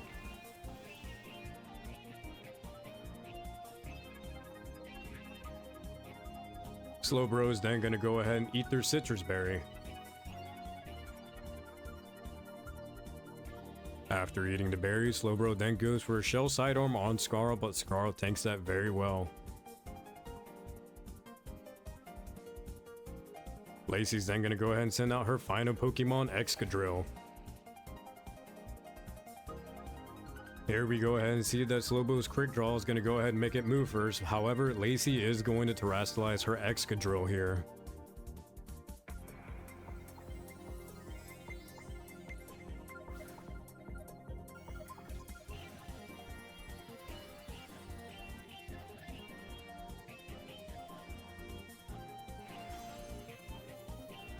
Slowbro is then going to go for a Shell Sidearm on Aya, being super effective and doing decent damage.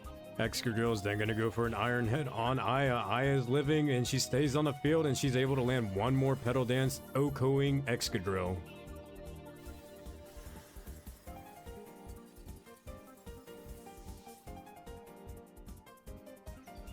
Scarl's then going to go ahead and land a Shadow Ball, taking out Slowbro, and just like that, we go ahead and defeat Lacey.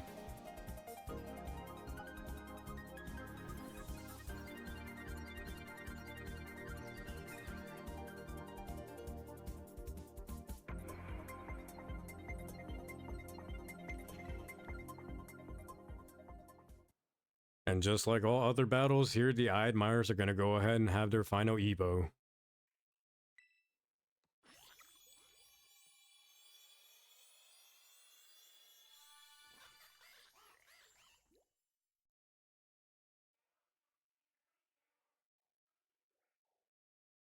After defeating Lacey, we go ahead and have her photo, and she's going to go ahead and hand us a TM.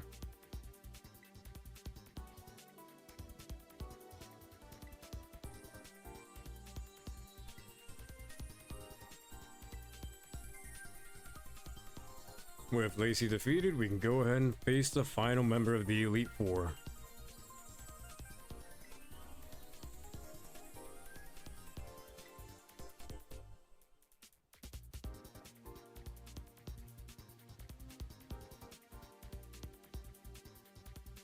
And so the final member of the Elite Four that we are going to face is going to be Drayton.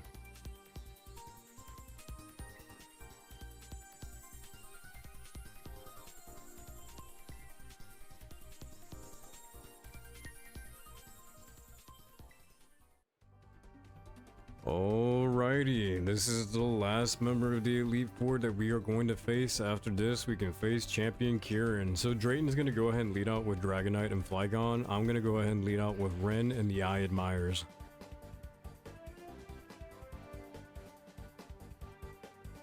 So on the first turn, I'm going to go ahead and have Ren use Fake Out on Dragonite so it doesn't attack this turn. Flygon is then going to go for an Earthquake, and I don't have Reflect Up, so it's going to do a pretty decent amount of damage on both Ren and the I Admirers. But it's also holding a Life Orb, and that does a lot more damage. The I Admirers are then going to go for an Aqua Step on Flygon, which does decent damage, but it also boosts their speed. Ren is then going to go ahead and use Taunt on Dragonite, just in the case that Dragonite does use a setup move. The I Admirers are then going to go ahead and land an Aqua Step, taking out Flygon, but on top of that, it was also a crit.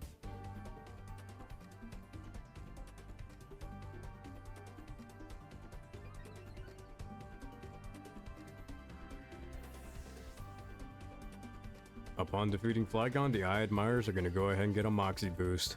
Here we also find out that Dragonite did go for Tailwind and it can't because of Taunt. Drayton's next Pokemon is then going to be Sceptile. On the next turn, I make sure Ren sets up Reflect. Here I'm going to go ahead and recall the I Admires using Flip Turn.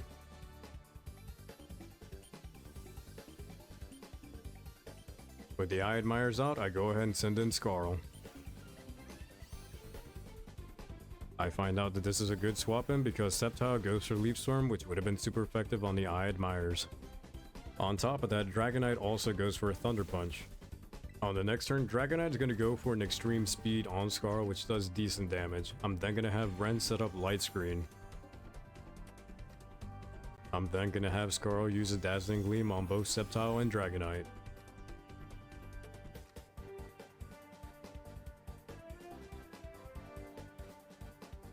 Sceptile is then going to go for another Leaf Storm, but this time on Ren. At the end of this turn, Dragonite's also going to shake off the taunt. On the next turn, I go ahead and recall Ren and send in Mari.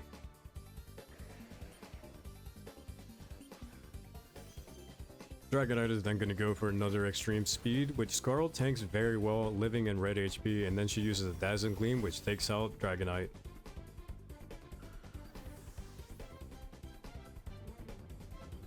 Sceptile is then going to land an X-Scissor on Scarl, which Scarl tanks and lives at 7 HP with. Drayton's next Pokemon is then going to be Kingdra. On the next turn, I go ahead and recall Scarl and send in the Renvaders.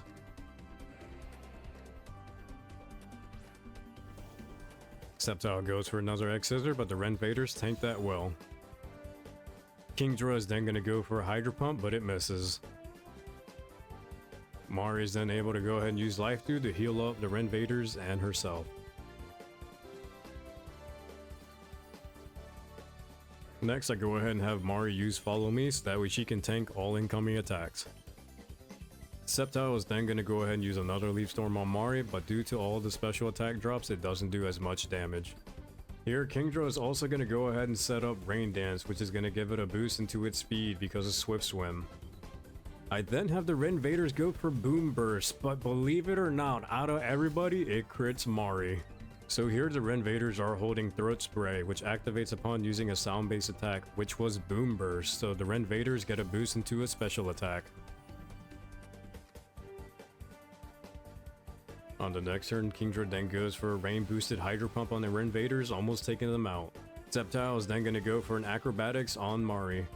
I'm then going to go ahead and have the Renvaders use Nuzzle on Kingdra to go ahead and paralyze them.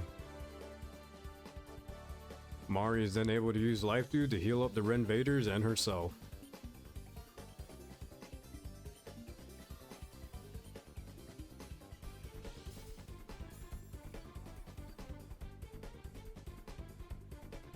On the next turn, Sceptile then goes for an X-Scissor on the Renvaders, which they tank.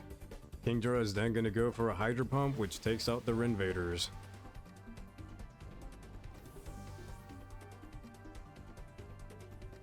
Here I have Mari use another Life Dew to go ahead and heal herself up.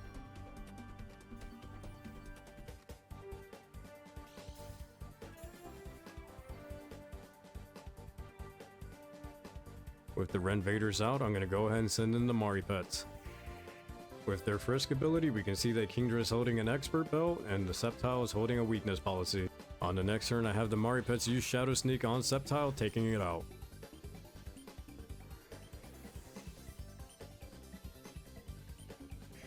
Kingdra is then going to go ahead and land another Hydro Pump on the Mari Pets. Mari then lands a Dazzling Gleam on Kingdra, taking it out.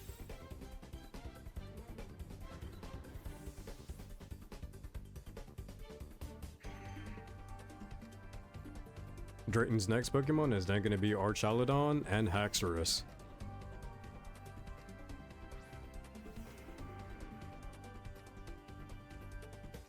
On this turn, Drayton's going to go ahead and Terrastallize Archaludon.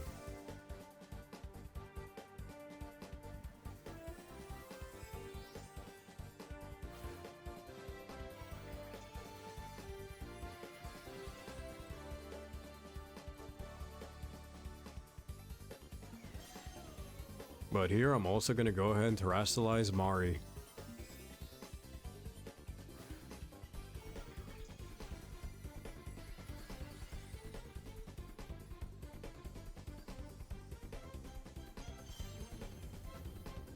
Here I'm then gonna go ahead and have Mari use Follow Me so she tanks all incoming attacks. Haxorus is then gonna go for a Breaking Swipe on both Pokemon, and the Mari pets live that at 8 HP. But Mari and the Mari pets do get an attack decrease.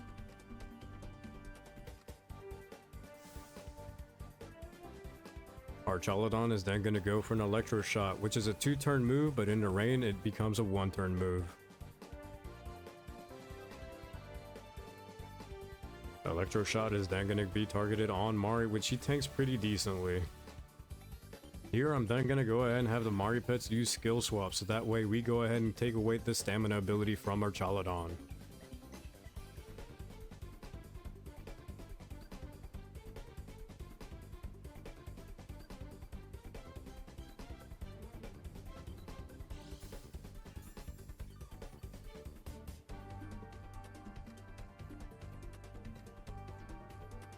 On the next turn, I then have Mari pets use Sucker Punch, which lands on Haxorus. Here, however, I do find out this is a bad matchup for Mari because of Earthquake. It takes out the Mari pets, but Mari lives at 3 HP. Archaludon is then going to go for another Electro Shot, which is going to now be a 2-turn move because the rain is over.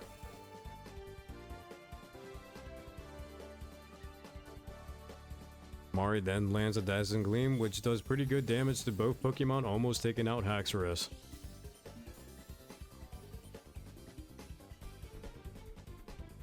With the Mari pets out, I go ahead and send in Ren. On the next turn, I then have Ren use Fake Out, which almost takes out Haxorus, but also flinches it so it doesn't attack this turn. Archaludon is then going to go ahead and land an Electro Shot, and it's going to go ahead and KO Mari.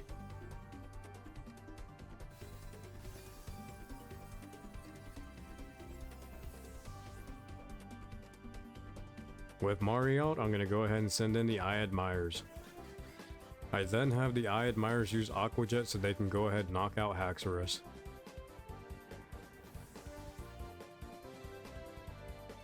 With Haxorus knocked out, the I Admires are going to go ahead and get a Moxie boost.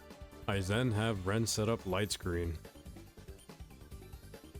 Archaludon is then going to go for another Electro Shot, so it's going to charge up this turn.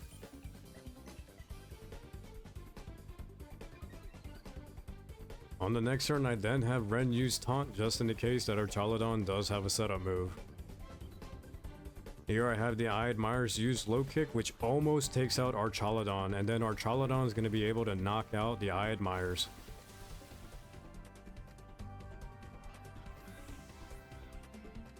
With the I Admires taken out, I then send in Scarl. On the next turn, Ren is then going to use Reflect to pass the turn. Scarl is then able to land a Dazzling Gleam, and that's going to take out Archaludon and defeat Drayton.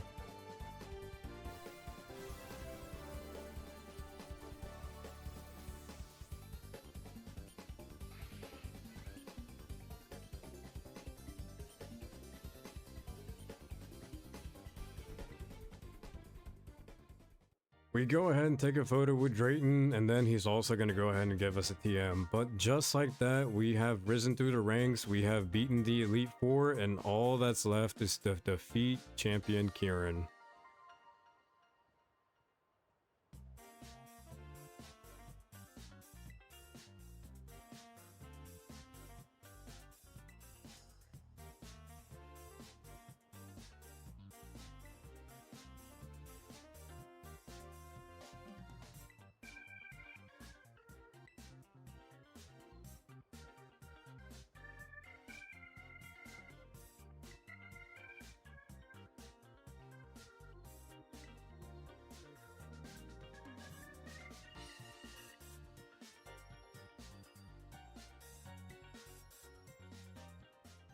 Not soon after, Kieran is then going to go ahead and make an appearance. Kieran then taunts us, telling us that we kept him waiting and that beating the Elite Four was slow even for us.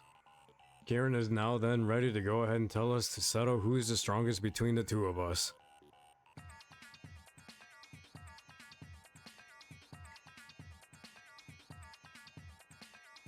Drayton then tells us that in order to set up for the final match, we have to go to the reception desk at the entrance.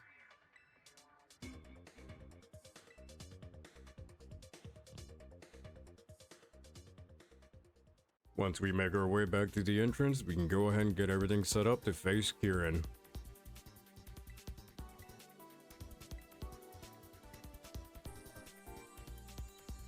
Once we go ahead and ready up, the battle is going to be held here at the entrance.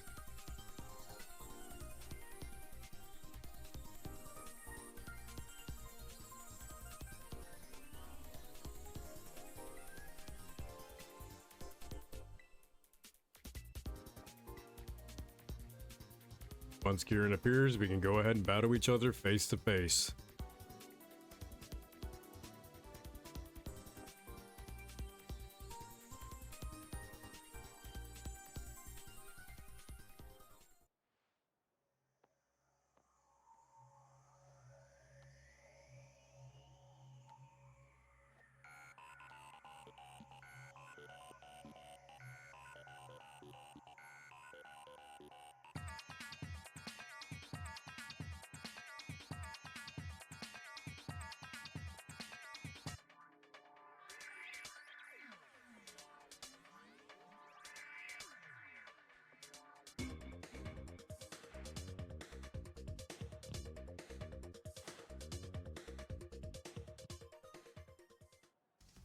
Alright, the Champion Kieran battle. This is a battle that I have been looking forward to for quite some time.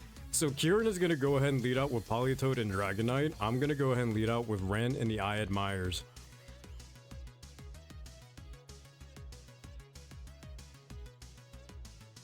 So here, Politoed is going to go ahead and have the Drizzle ability, which makes it rain on the field. I then have Ren go for Fake Out on Dragonite to go ahead and get rid of its multi-scale, and then Triple Axle with the I Admires to go ahead and take out Dragonite.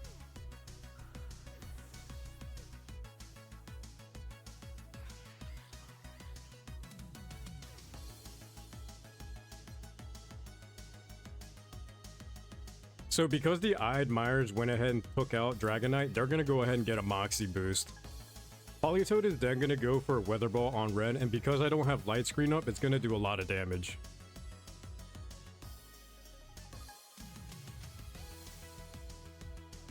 Kieran is then going to go ahead and send out Grimmsnarl. On the next turn, I'm then going to go ahead and have Ren set up Light Screen. The I Admires are then going to go for Rain Boosted Aqua Step, doing a lot of damage, but also giving the I Admires a speed boost. Politoed is then going to go for a Weather Ball, which is going to go ahead and take Ren out.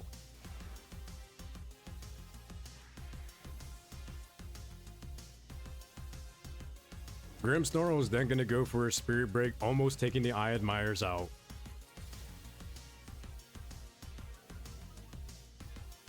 With Ren out, I'm going to go ahead and send in the Renvaders. On the next turn, I then have the I Admires use another Rain Boosted Aqua Step, taking Grimmsnarl out.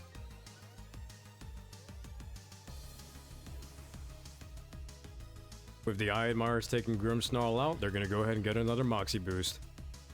The Renvaders then use Nuzzle on Politoed. So here, two things happen. I got to paralyze Politoed, and I also got them to waste their berry. So they're paralyzed, and now they can go ahead and take more damage whenever they get hit by an electric move. Politoed is able to break through paralysis and land a Psychic on the I Admires, taking them out.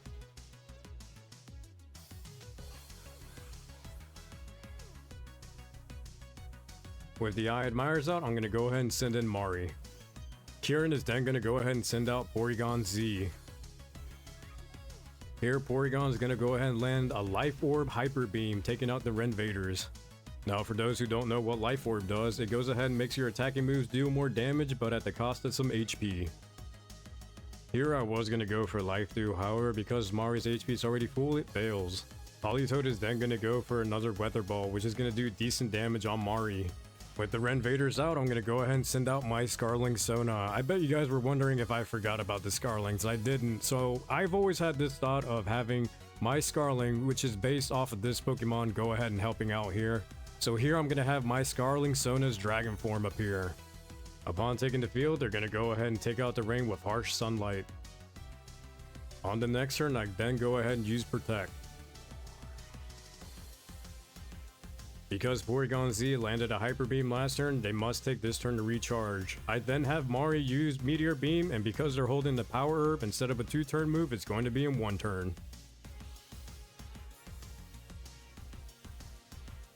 Mari is then going to use Meteor Beam on Porygon Z, doing good damage. Politoed is then going to go for a Weather Ball, and because of Harsh Sunlight, the attack is going to be a Fire type. On the next turn, I then use Helping Hand on Mari to go ahead and boost her next attack. Porygon Z is then going to go for a Hyper Beam, however it misses. Mari is then going to go ahead and use Life Dew to heal ourselves up.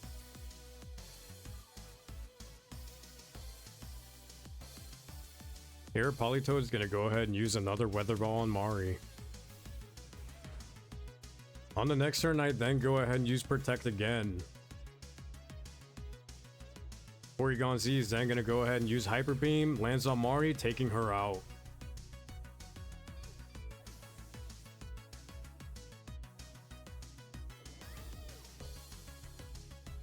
Politoed tries to attack, however it's paralyzed. On the next turn, I then go ahead and send in Scarl. I then try to go ahead and do a double protect, however it fails. I then have Scarl set up a nasty plot. On this turn, Porygon must recharge because it landed a Hyper Beam and Politoed gets paralyzed, so this was a free turn. On the next turn, I then use Helping Hand on Scarl to go ahead and boost her next attack. Scarl is then going to go ahead and use a Dazzling Gleam, which is going to go ahead and take out Porygon and almost taking out Politoed. And believe it or not, Politoed gets stuck in paralysis again. Here, the Harsh Sunlight from my Scarling is going to go ahead and fade out. And Light Screen is also going to wear off. And then Kieran's next Pokemon is going to be Incineroar. Incineroar is also going to go ahead and lower both me and Scarl's attack. On the next turn, I go for Helping Hand on Scarl to go ahead and boost her next attack. Scarl's then going to outspeed and land a Scorching Sands on Incineroar, taking them out.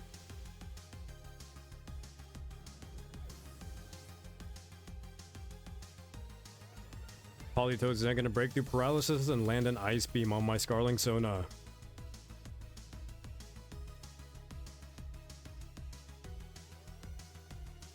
Kieran is then going to go ahead and send out their final Pokemon Hydrapple, and because of their super sweet syrup ability, they're going to go ahead and lower both me and Scarl's evasiveness.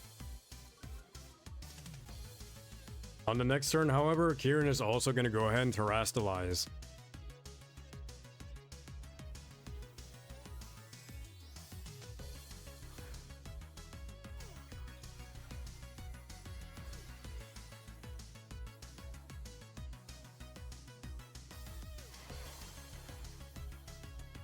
On this turn, I then go ahead and use Protect. Scarl is then going to go outspeed and land a Dazzling Gleam, which is going to take out Politoed but not Hydrapple.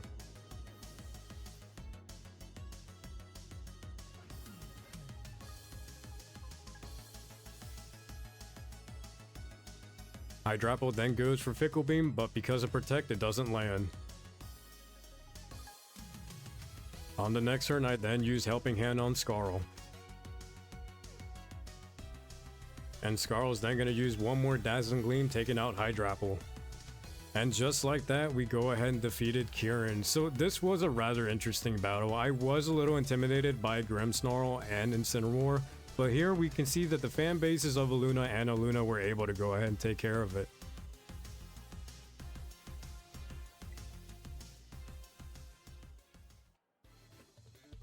And just like that, Kieran can't believe that he lost to us once again, proving that we were the better trainer compared to him, and everybody at Blueberry Academy seeing it.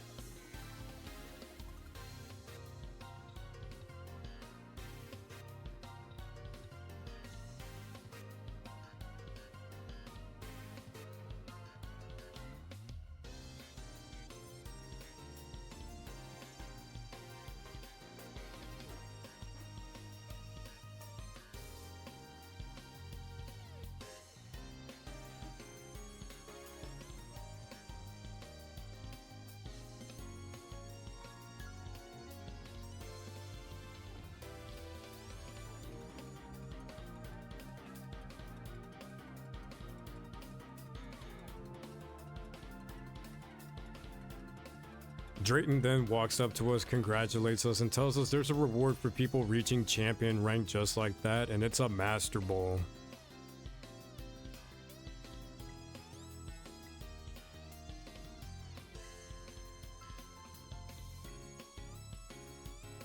Drayton then tells Kieran that he doesn't want to see him burn away just because of that desire to win. However, we can still see that Kieran is not himself and all he cares about right now is winning.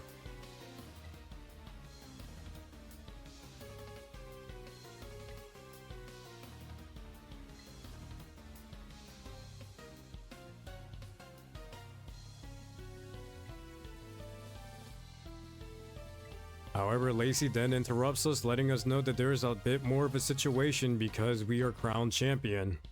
Now, the situation basically goes like this: because we are an exchange student and we are head of the league club, what if we don't stick around? And if that's the case, then Kieran would be deranked, but then Crispin would go ahead and be taken away from his Elite Four status.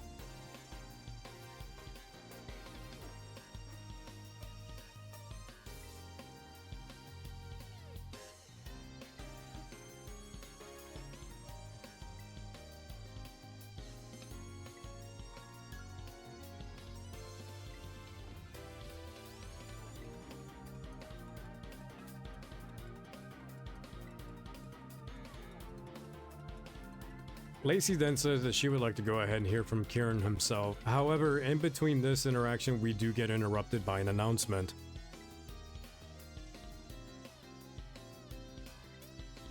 The announcement then calls for Kieran, Drayton, Carmine, and myself to go ahead and meet with Briar.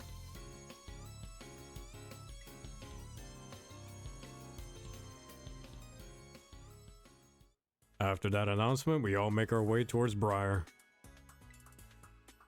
Briar then tells us that she's got some guests here that'll be here in a couple minutes. However, she does want to go ahead and fill us in on the situation. However, even Briar has heard that we battled through the BB League, and not only that, we achieved champion status.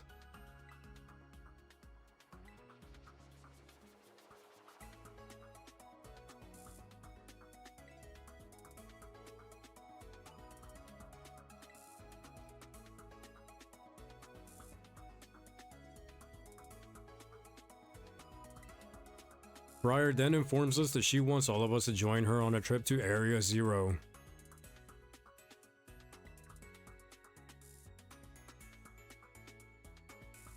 Here we find out that this is more terrestrialization research for Briar.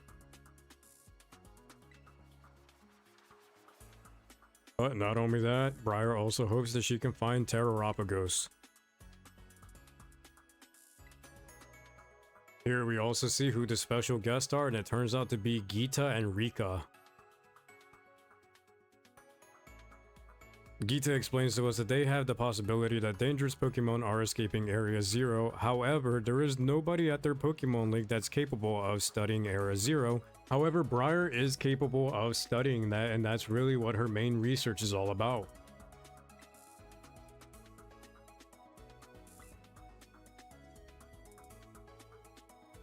Gita then states that Blueberry Academy has high-skilled trainers, but not only that, champions like ourselves can go ahead and make a good expedition team. Willing to go back to Area Zero? I agree. With us agreeing, Carmine then agrees to go herself.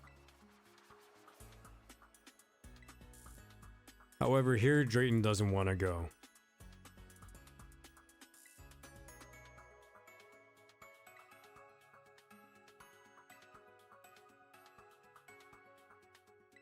Kieran does agree to go, however, the case that there's a legendary Pokemon is an incentive for him. And just like that, we can go ahead and make our way back to Area Zero. We talk with Gita for a while, and she tells us that only select people know about the incident that took place with Professor Sada. However, because of the dangers that Area Zero does have, she has told Briar more or less of what to expect. Rika then reminds Gita that she has something to turn into us, and this turns out to be the Indigo disc.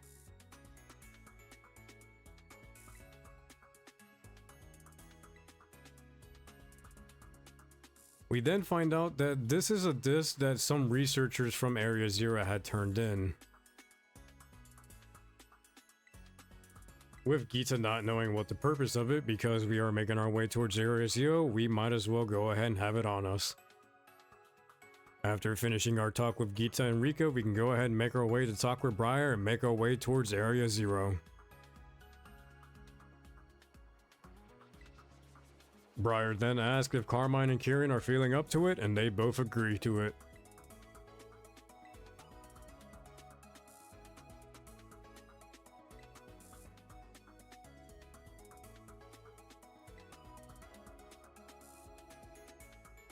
However, here we find out that Kieran is still set on hunting down the legendary Pokemon Terrapagos.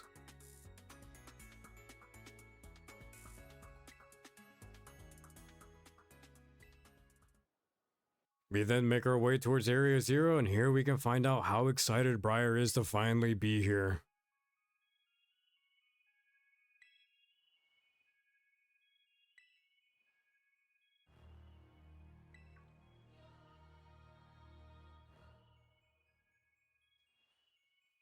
Kieran then tells us that we've been here before, and we tell him that our previous journey was here with a couple friends. Here, Koraidon then makes an appearance.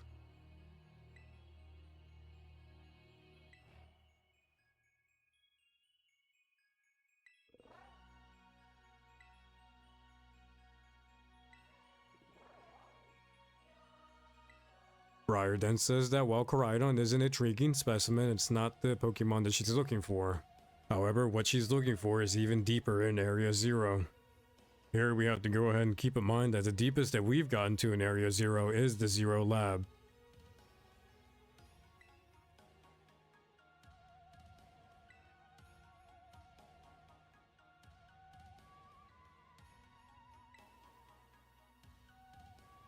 With Briar trying to go ahead and figure out how to get into the depths, she then tells us that we should make our way towards the Zero Lab.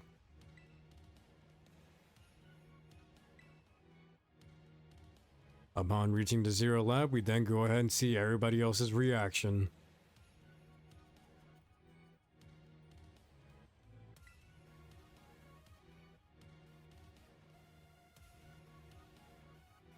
Kieran then points out that this is the deepest point of Area 0, and then Briar corrects us, letting us know that it's a yes and no answer.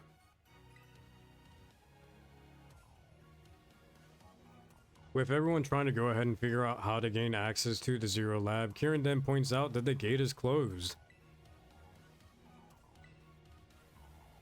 We then tell Carmine that in order to go ahead and gain access to the Zero Lab, we gotta go ahead and use the panel and disable the lock.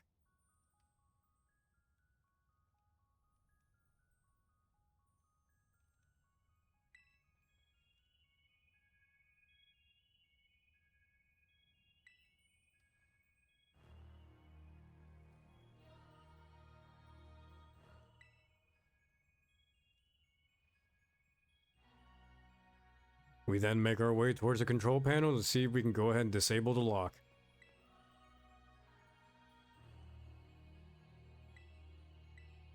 However, here we find out that due to prolonged inactivity, the entrance is locked itself.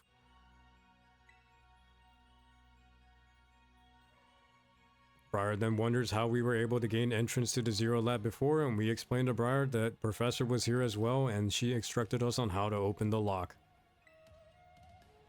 We also see here that the control panel has also detected the Indigo disc.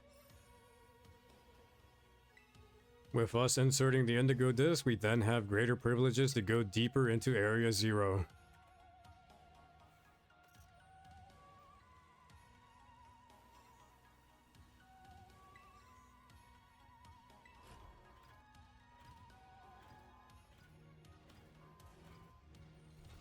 With the gate open, we can now make our way towards the elevator and get even deeper into Area 0. Once we go ahead and make our way towards the elevator and reach its stop, we then explore a whole new area called the Area 0 Depths.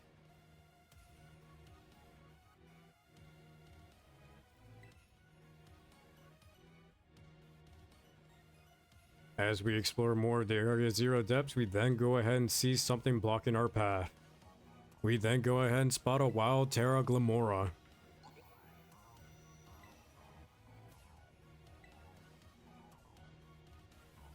With Briar all interested in it, Carmine then tells Briar to back off because Briar's not any good in battles.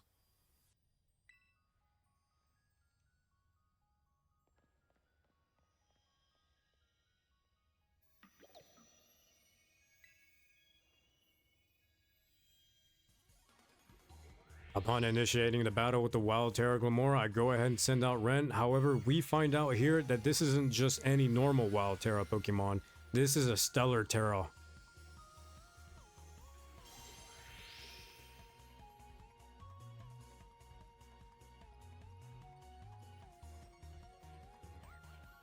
Instead of going for Fake Out, I have Ren set up a light screen.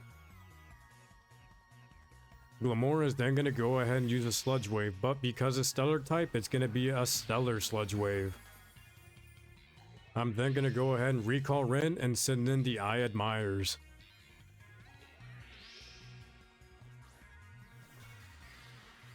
Glamora is then going to go for a Power Gem, but because it's Stellar type, it's going to be a Stellar Power Gem. On the next turn, I'm then going to go ahead and have the I Admires use Aqua Step.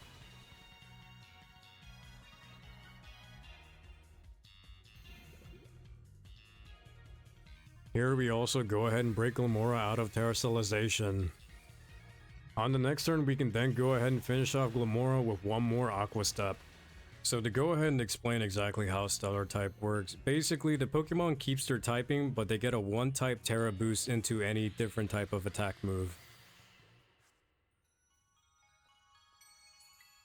Upon defeating the Glamora, we then go ahead and see that the crystal blocking our path has disappeared.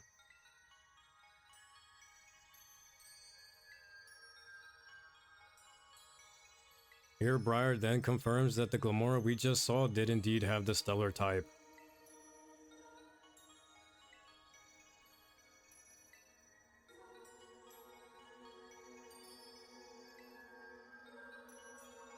Here Carmine thinks that the Glamora was indeed the hidden treasure that we were looking for, but Briar confirms that it's not what we were looking for. In fact, it wasn't even Terrapagos. As we continue our exploration, our path is continuously blocked by other crystals. By defeating terrestrialized Pokemon, we go ahead and break these crystals.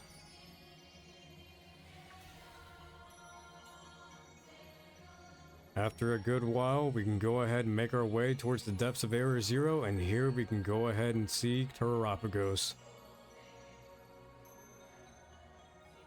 However, here, completely obsessed with power, Kieran then decides to go ahead and pull the crystal off so that way he can finally beat us.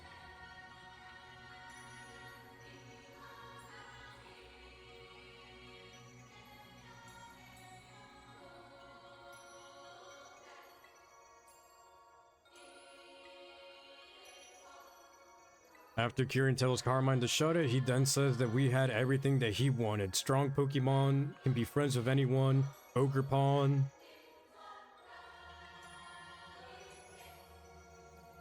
He even gets upset because Carmine was nasty with us at first, and then after a while she became our friend.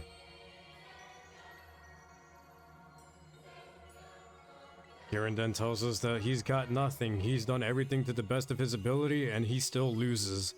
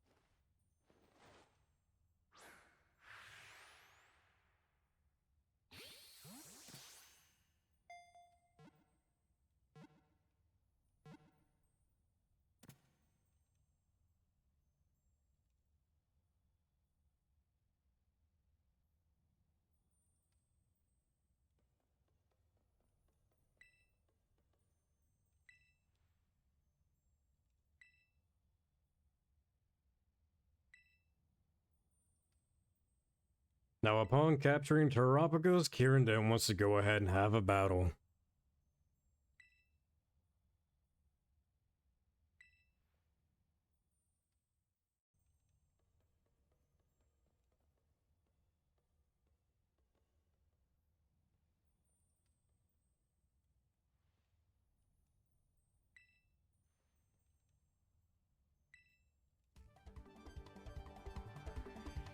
So here it's just gonna go ahead and be Terrapagos. That's all Kieran has.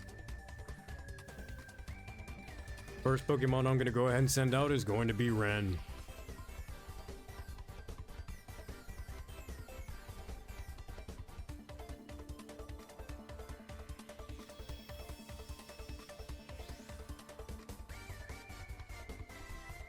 I'm gonna have Ren go for Fake Out, but here Terrapagos' Terra Shell ability is gonna go ahead and make Fake Out a not very effective attack.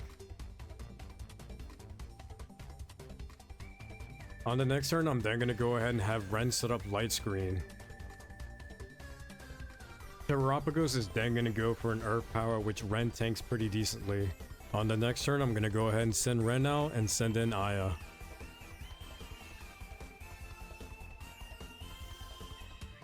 Terrapagos is then going to go for an Earth Power, which is not very effective on Aya. On the next turn, I'm then going to go ahead and have Aya use Encore, so Terrapagos continues using Earth Power.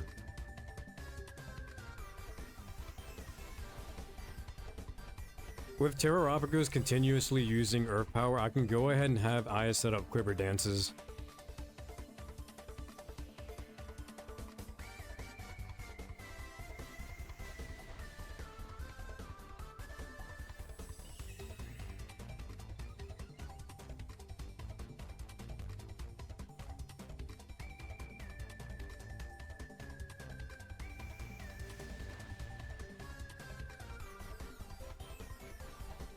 After the Encore ends, I can go ahead and have Aya use Giga Drain.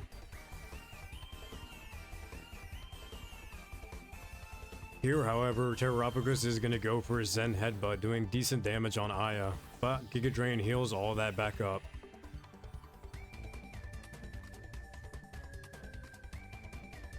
Briar then says that Terrapagos should be more powerful, but we're missing something.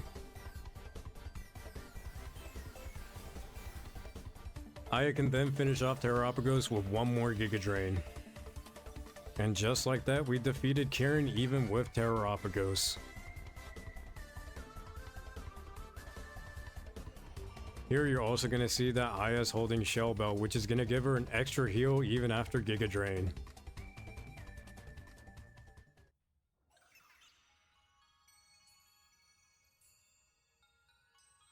Even with Terrapagos, Kieran still doesn't understand how he can lose to us.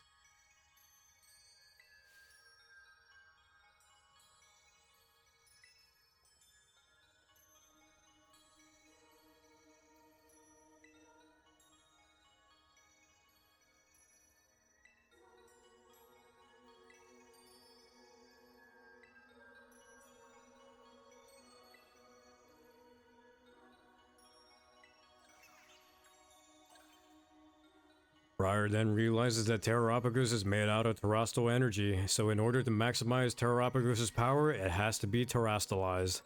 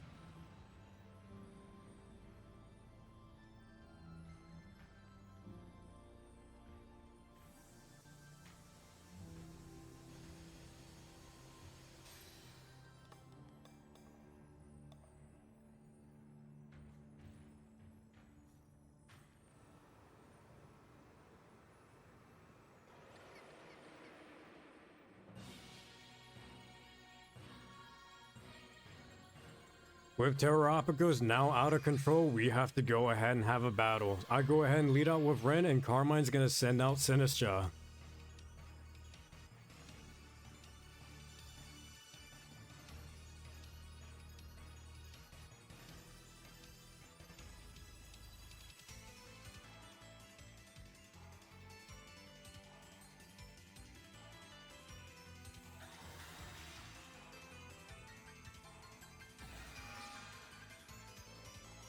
Sinistra's hospitality ability is then gonna heal Ren up.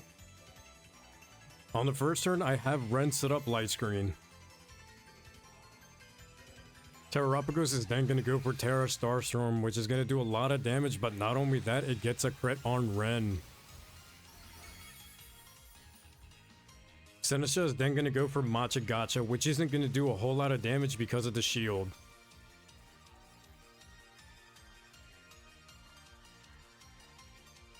Briar then brings up that Terastallization might be the key to breaking that shield.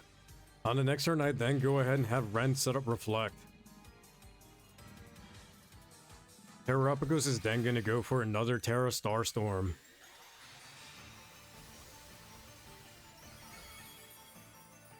Sinistra is then going to go for a Life Dew, healing Sinistra and Ren back up.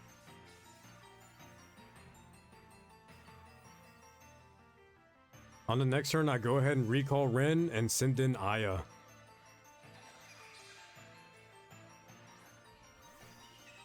Terrapagos is then going to go for another Terra Starstorm.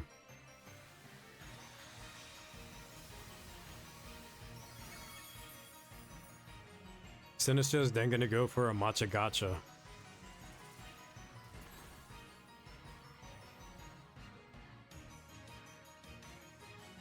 I then go ahead and have Aya set up Quiver Dance for her setup.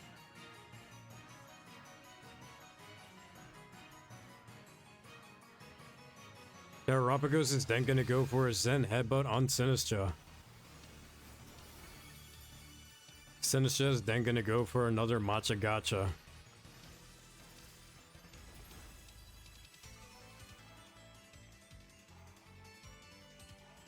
On the next turn, I then have Aya use Giga Dream, but on top of that, she lands a crit.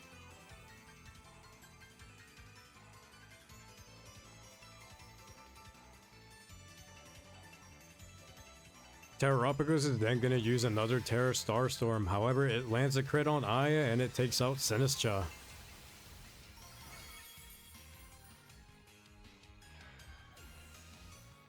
With Sinistra out, Carmine has no more Pokemon to send out.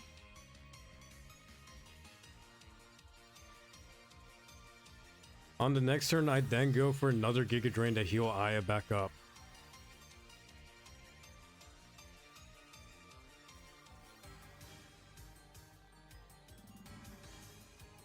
Terrapagos is then going to go for another Terra Starstorm, which almost takes Aya out.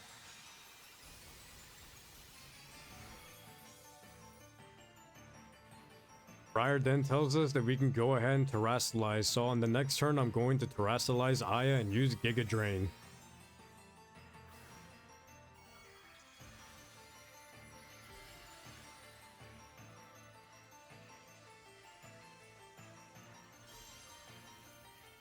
Aya is then going to go ahead and use Terra Giga Drain and knock out that shield. But not only that, she's also going to heal quite a bit of HP back.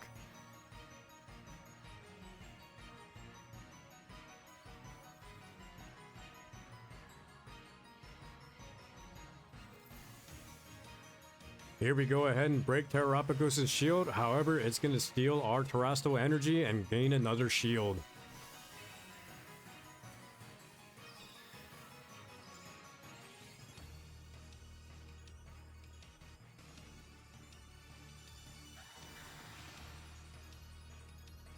Upon gaining another shield and absorbing Terrestrial energy, Terrapagos is going to change its type.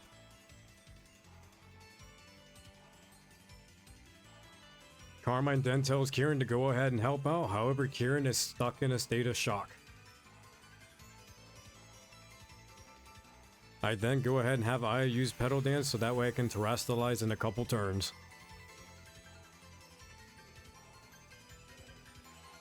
Terrapagos is then going to go for a Terra Starstorm.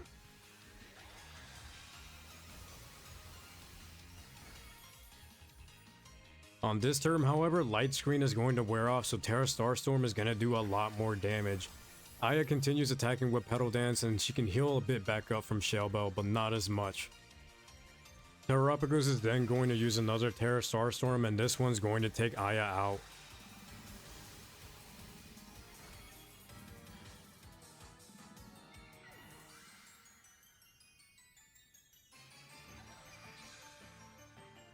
With Aya out, I'm going to go ahead and send Ren back in.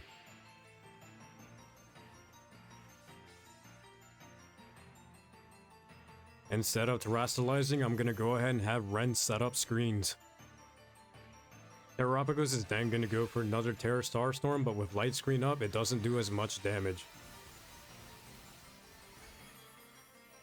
On the next turn, I then go ahead and have Ren set up Reflect. Terrapagos is then going to land another Terra Starstorm, but Ren, believe it or not, lives on 1 HP. On the next turn, I decide I have to sack Ren here so that way I can have a safe swap in, so Terrapagos is going to take Ren out here.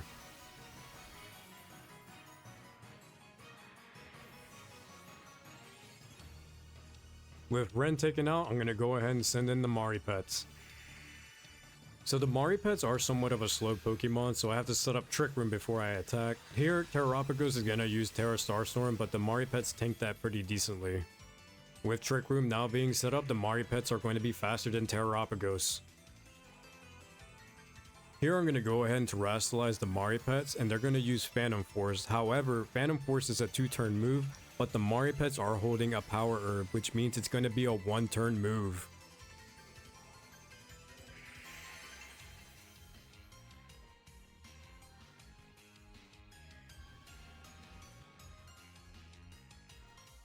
And with that one Phantom Force, the Maripets are able to break the shield.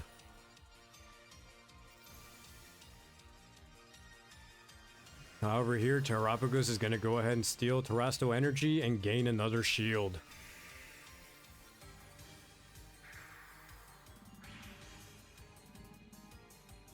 Briar then brings up that it can't be doing this all the time, so it has to be a limit. Carmine then tells Kieran that he has to go in onto the field and help.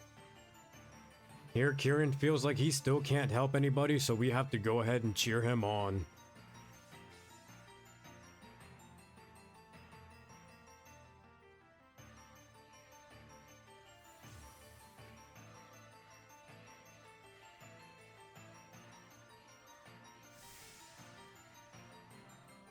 With Kieran finally feeling better, he can go ahead and help us out, and he's going to send out Hydrapple.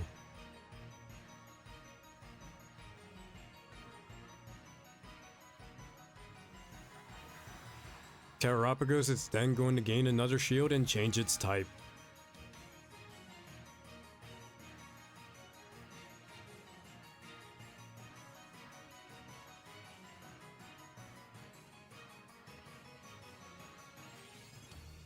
With Trick Room up, Hydrapple is now the fastest Pokemon in the field, and it uses Dragon Shear, which is going to heighten our crit chance. The Maripets are then going to go for a Foul Play, which is going to crit. Terrapagos is then going to go for another Terra Starstorm.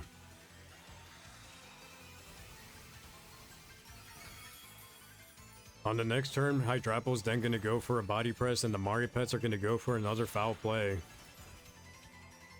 Terrapagos is then going to land another Terra Starstorm.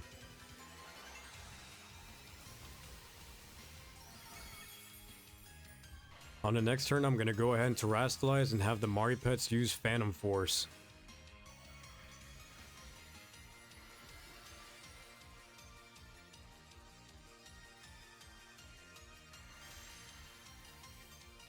Hydrapple is then going to go ahead and land a Syrup Bomb on Terrapagos.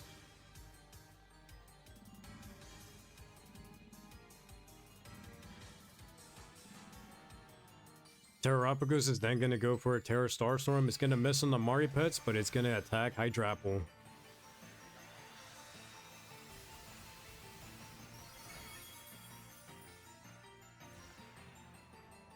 However, at the end of this turn, Light Screen is going to wear off and Trick Room is going to fade away. The Maripets then land their Phantom Force, which almost breaks Terrapagos' shield. Terrapagos is then going to use Terra Starstorm, which is going to go ahead and take out the Mari pets.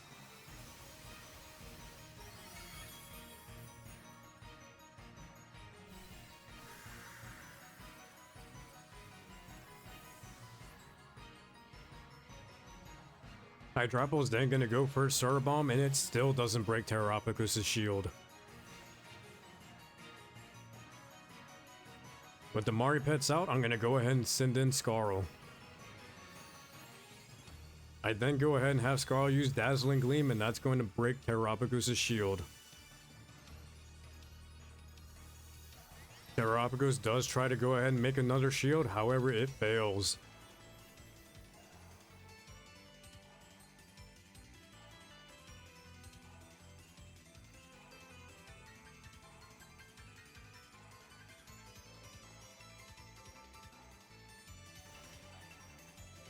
On the next turn, I go ahead and have Scarl set up a nasty plot.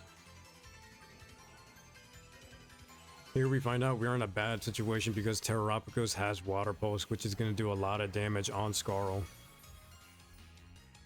Hydrapple is then going to go for a Surabomb. On the next turn, I go ahead and have Scarl use Scorching Sand to see if it takes out Terrapagos, and it doesn't. Terrapagos is then going to land a Water Pulse, and that's going to take out Scarl.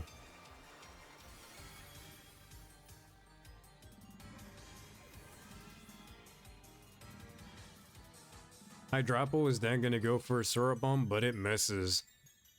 So with Scarl taken out, I'm going to go ahead and send in my Scarling Sona.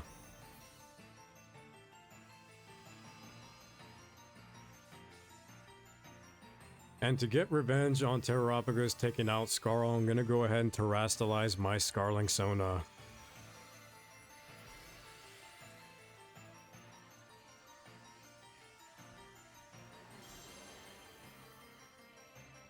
And with me using Terrasto Collision Course, that's going to be more than enough to finish off the rest of Terrapagos' HP.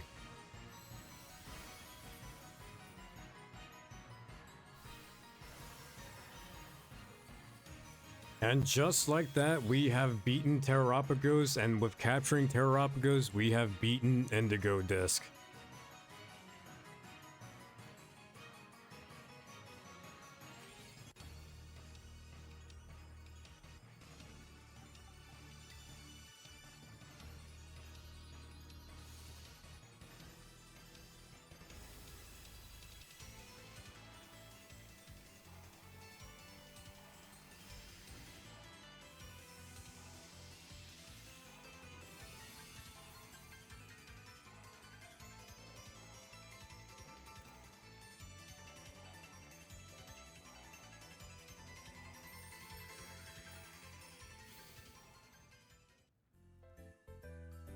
Oh man, I can't tell you. It's crazy to think that now it's all over. I've been working on this for quite some time, and just thinking back of, you know, how I started out Scarlet with Iluna, and now this time I'm doing it with the DLC, you know, Teal Mask and Indigo Disc. It's crazy to think about that, the fact that Iluna was able to go ahead and clear the Teal Mask, but when it came to Indigo Disc, I knew I was gonna need help, and I thought it was a good idea for me to include the fan bases, and I think I picked out pretty decent mons for the fan bases. I think it all made sense to me. I mean, I know there's different Pokemon that everybody can think of for certain characters and all that, but for me, I think the fan bases were well represented with the Pokemon that I chose, and I really did have a good time playing through it and having the fan bases of Iluna help out with the Indigo Disc, you know, the BB League. That's my favorite. I really do enjoy playing through the Teal Mask, and the thing with the Teal Mask is that it's all singles, but when you get the Indigo Disc, ooh, it gets spicy, you know, you get these double battles going on, you get held items being used, like, it's pretty good, man. And like, I think another thing that a lot of people don't realize, and this is because I haven't said it, but I'm gonna go ahead and say it here. So if you guys have made it this far into the video, hey, I appreciate it. I hope you all enjoyed. But at the same time, like, I played through this game like 3 freaking times. Like, I played through this game 3 times. I have 3 profiles on my Switch just because of this. I had to play through it 3 times, which is crazy. Like, I was like, no freaking way, dude. I had to play Scarlet a total, like, just for this video. Just for this video, I had to play it like, so base Scarlet and Violet with the Luna, and then I had to do another playthrough because in order to get Mari, I had to go to Kitakami early and face Carmine early. So for me, I was like, bruh, that sucks. So I had to play through another playthrough so that way I had the same level and all that. And then I did it again because I had video issues and the Elgato gave me issues, and I was like, bro, this is crazy. I had to play through Scarlet and Violet 3 times just for this video, which is crazy because, oh my gosh, this is now my 2nd time that I had to play through the whole game, like through DLC and everything. And it's wild, bro. It is wild. Yeah, like, to me, Pokemon Home became my best friend. Like, I can't tell you how many times I've had to use Pokemon Home, and Pokemon Home literally became my best friend. Like, there were a lot of times where I had to transfer Pokemon from one account to the next account, and then transfer that from that account to the other account. Like, I had to use Pokemon Home a lot. And it became my best friend, and I loved it because I was able to go ahead and somewhat cheese my way through like some of the BS runs. Like, for me to get to Kitakami, I kind of just BS'd that run. Like, I honestly did, and that was literally just so that way I could get to Kitakami. And yeah, man, it was rough. Like, once I got up to 8 gym leaders and I could go ahead and cheese the game, I took absolutely advantage of that. I got my level 100 mons from my main account, put them on that 2nd account, and then after I got to Kitakami, I had to go ahead and put in the Iluna team. So to me, that was, oh man, Pokemon Home became my best friend. But yeah, I'm hoping that you all enjoyed that video because really it's more focused around Kieran. Like, Kieran is like the main focus of the DLC. So for me to go ahead and make sure I can have people informed about that, because that's the key part, instead of, you know, just skipping through battles and all that. You guys need to understand that Kieran is the main focus of both DLCs, because without seeing how he is in the first DLC, you won't understand how he is in the second DLC and why he is in the second DLC. So I wanted to make sure I put that focus out there. But oh man, I enjoyed this. I really did enjoy this. So I'm gonna go ahead and leave it there, end it off there. Hopefully you guys did enjoy. I enjoyed playing through it. I enjoyed editing it. I enjoyed voicing over everything. So other than that, you all take care.